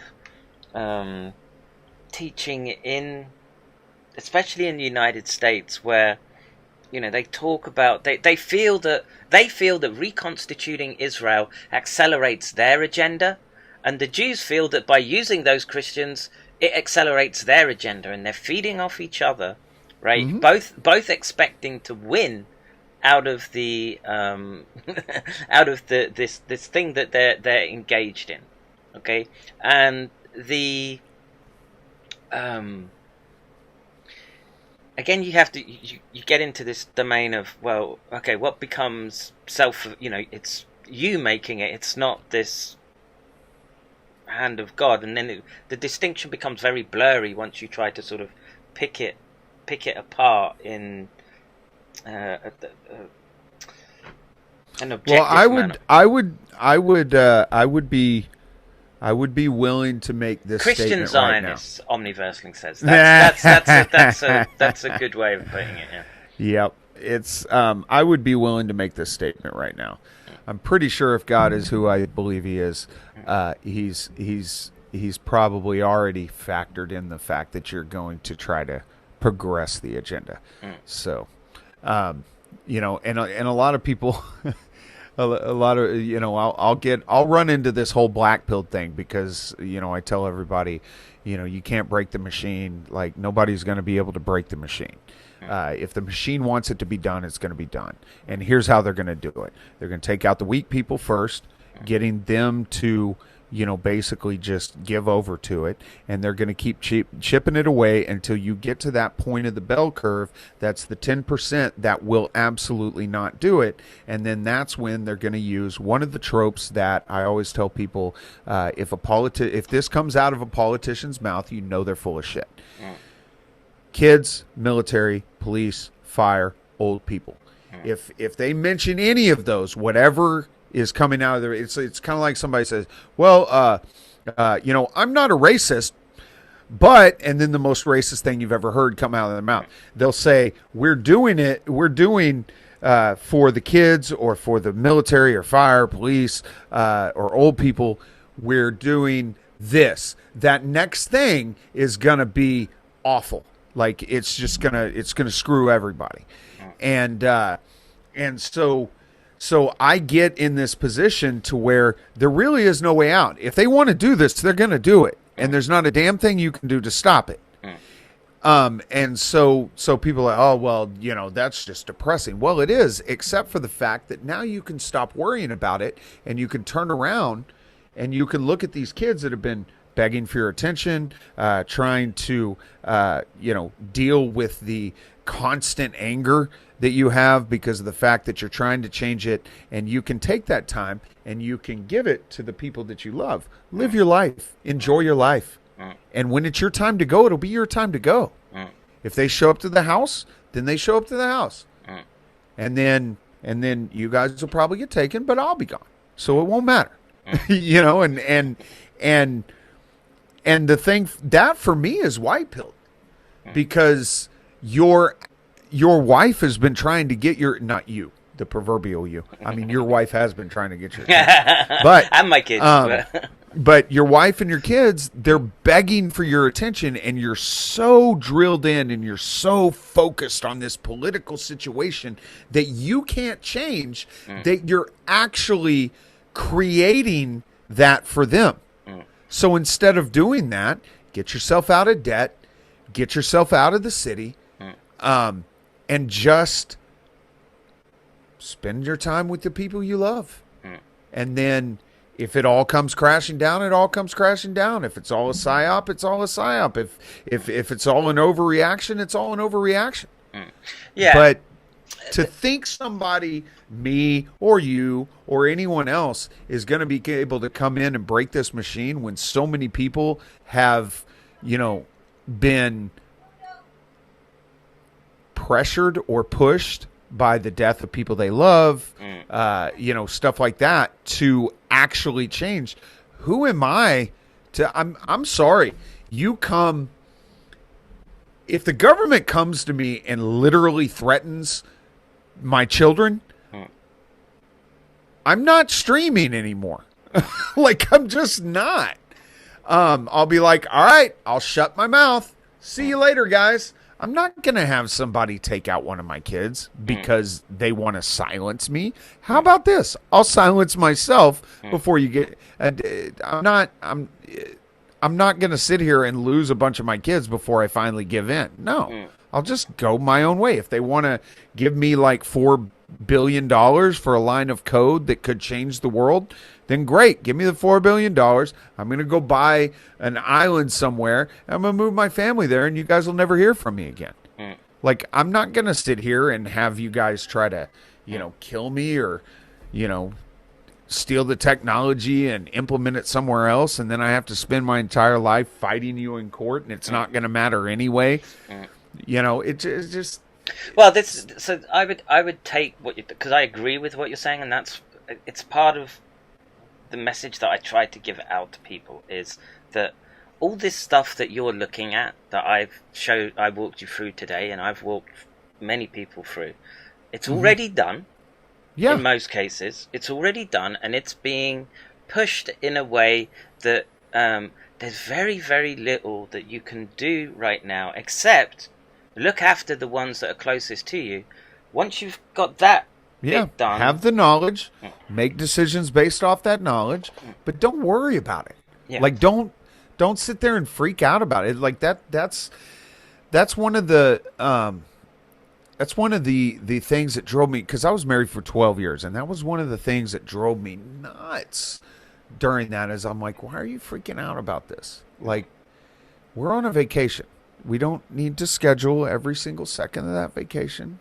Let's just go and have fun. Let's just do stuff. And then that obsessive nature came to, and I had my own obsessive nature. She wasn't the only one, but you end up destroying the thing that you intended to build, to be something that builds, because you're obsessing on something you can't change. That you can't affect. Like, you'll see it with jealous people. People who are so worried that their wife is going to leave them, or their wife is cheating on them, or a husband's going to leave them, that they end up doing things that destroy the relationship, to the point where the husband decides, I don't want to do this anymore, or the wife decides, I don't want to do this anymore. Yep. Because they're worried that their wife or their husband is not going to do it. They're going through their phones, they're accusing them of stuff all the time. And it's like, just sit back, pay attention to your marriage, pay attention to your relationship, give them everything you have. And if she decides to leave, later on down the road, if she decides to cheat on you, if you decide to, he decides to leave, or he decides to cheat on, that's just the nature of the beast. But try to shift your perspective from, instead of looking at what could go wrong or what is going wrong, look at what good things you have. Look at what is going right, because you could spend all your time worrying about the people you love die, that you end up, that worry pulls your attention away from the time that you could have spent with them before they died. And you end up losing the time that you have, because you were so worried that you weren't going to have the time anymore. My wife's agreeing with you in the chat. Yes. See? Hey, I got your back, Mrs. H-Bomb. I got your back. Because it's 3:30 here. Okay.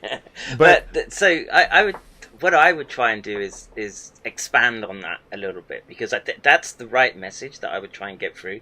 But I would say it's still incumbent upon you you have to look out for your loved ones, right? There's pay attention and there's worry. Yeah. Those are two completely different things. Being educated, you'll never hear me say my God, my entire stream is educating on things that either I don't know or I get interested in, and then I talk about it. I'll be talking about this in a stream later on. But the key, it's the worry aspect. It's the constantly going, oh, where's the boogeyman? Where's the boogeyman? Where's the boogeyman? And meanwhile, your kids are like, Dad, your wife is like, hey, babe. And then you're like, hold on, I got to get to the boogeyman. Boogeyman. And that's just detrimental. And that's where our society is right now. It really is. That's where we're at. Everybody's, and it's the next thing, and it's the next thing. And that's what your life ends up becoming. Yep. I agree 100%. And this is how you go about. So once you've taken that step, right, and so you can step back, and then you can say, okay, I can assess now. You're giving the priority that you need to your family, and then that spreads out. You can spread that out, so you can start or aggregating that advice and people to what it is that you're saying, right? That's the role of the preacher, to sort of send that out. Yeah, that's my job, is to just point things out to people. It's just little things, like not having expectation. Like that's one of my big ones, is just stop expecting things. You deserve nothing, which sounds like a horrible message. But if you stand back and you look at it, it's like, the starting point for every negative emotion you have is because you had some type of, whether it be a macro or a micro expectation, you had some kind of expectation that didn't get fulfilled. Whether it's I texted this person, they didn't text me back. Why'd you text that person? Because you wanted a response. If you would have just said what you wanted to say to that person and you didn't expect a response back, you wouldn't be upset. And it's just stuff that's even just that simple, that if you... And I learned this myself, and I speak about it because I had to learn it the hard way. And I finally figured it out, and it's like, wow. And then it takes a little while to get used to, but once you get used to it, then I don't know how to work in a marriage or relationship. I don't claim that. But I know that for me, apparently, dude, I don't expect I suck at it. But there's, so because it is, I heard you say it's 3:30, and I think we can continue this conversation. I think because it's a long one and it's a deep one that you can keep following once you've got this. You start building on these blocks that we've laid down this evening. Okay. Yeah. I think, no, absolutely. Right. I think, and a lot of the people in the chat, I'm trying to pay attention to it. I'm not doing a good job, but my wife even says you suck at it, and that means the pimp hand has to warm up right now. Yeah. So yeah, but you got to go up a little further.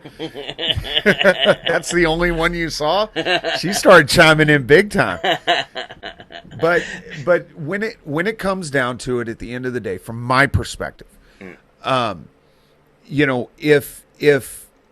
if you this whole world is about quality of life, and we'll go back all the way around to the beginning of this. Now that they're all asleep, we'll go all the way back to the beginning of this, which is why I would rather die than have a government that tells me I have to wear a mask, I have to wear goggles, I have to stay in my house. I would rather die, because for me, a short quality of life where I can enjoy my life is infinitely better than a prolonged life where I go to a job that I don't like. I have a government telling me everything that I can and can't do. A short life with freedom, for me, far outweighs a long life of just status quo. And so if I can spend in a 3-year time period the amount of time that I would spend with my kids over the course of a lifetime, I would rather be able to solely focus on them for that period of time than have a lifetime of mediocrity. Does that make sense? Yeah, it does. And I mean, I don't have a death wish. Like, I don't want to go, but if I do, it's not the end of the world, I mean, it may be. It would be the end of your world. That's it. Well, depends on what you believe, I guess. I'll be playing golf with the J-Man. I won't give a shit about any of you guys. Yeah, I'm not quite sure it works like that, but that's how it works. But I would say, I would add this, and then I think we can sort of wrap it up, because obviously, so my wife says, would you not bear it for the sake of your kids? Yeah, see? So I would finish up if I had a sort of don't die concluding statement. Yeah, if we had a concluding statement for this evening, is that perhaps I've hopefully sort of convinced you that there is an element that you hadn't seen being presented before. That was that's definitely an element that that's definitely an element I haven't seen, and impactful element, by the way, for people who are in that situation where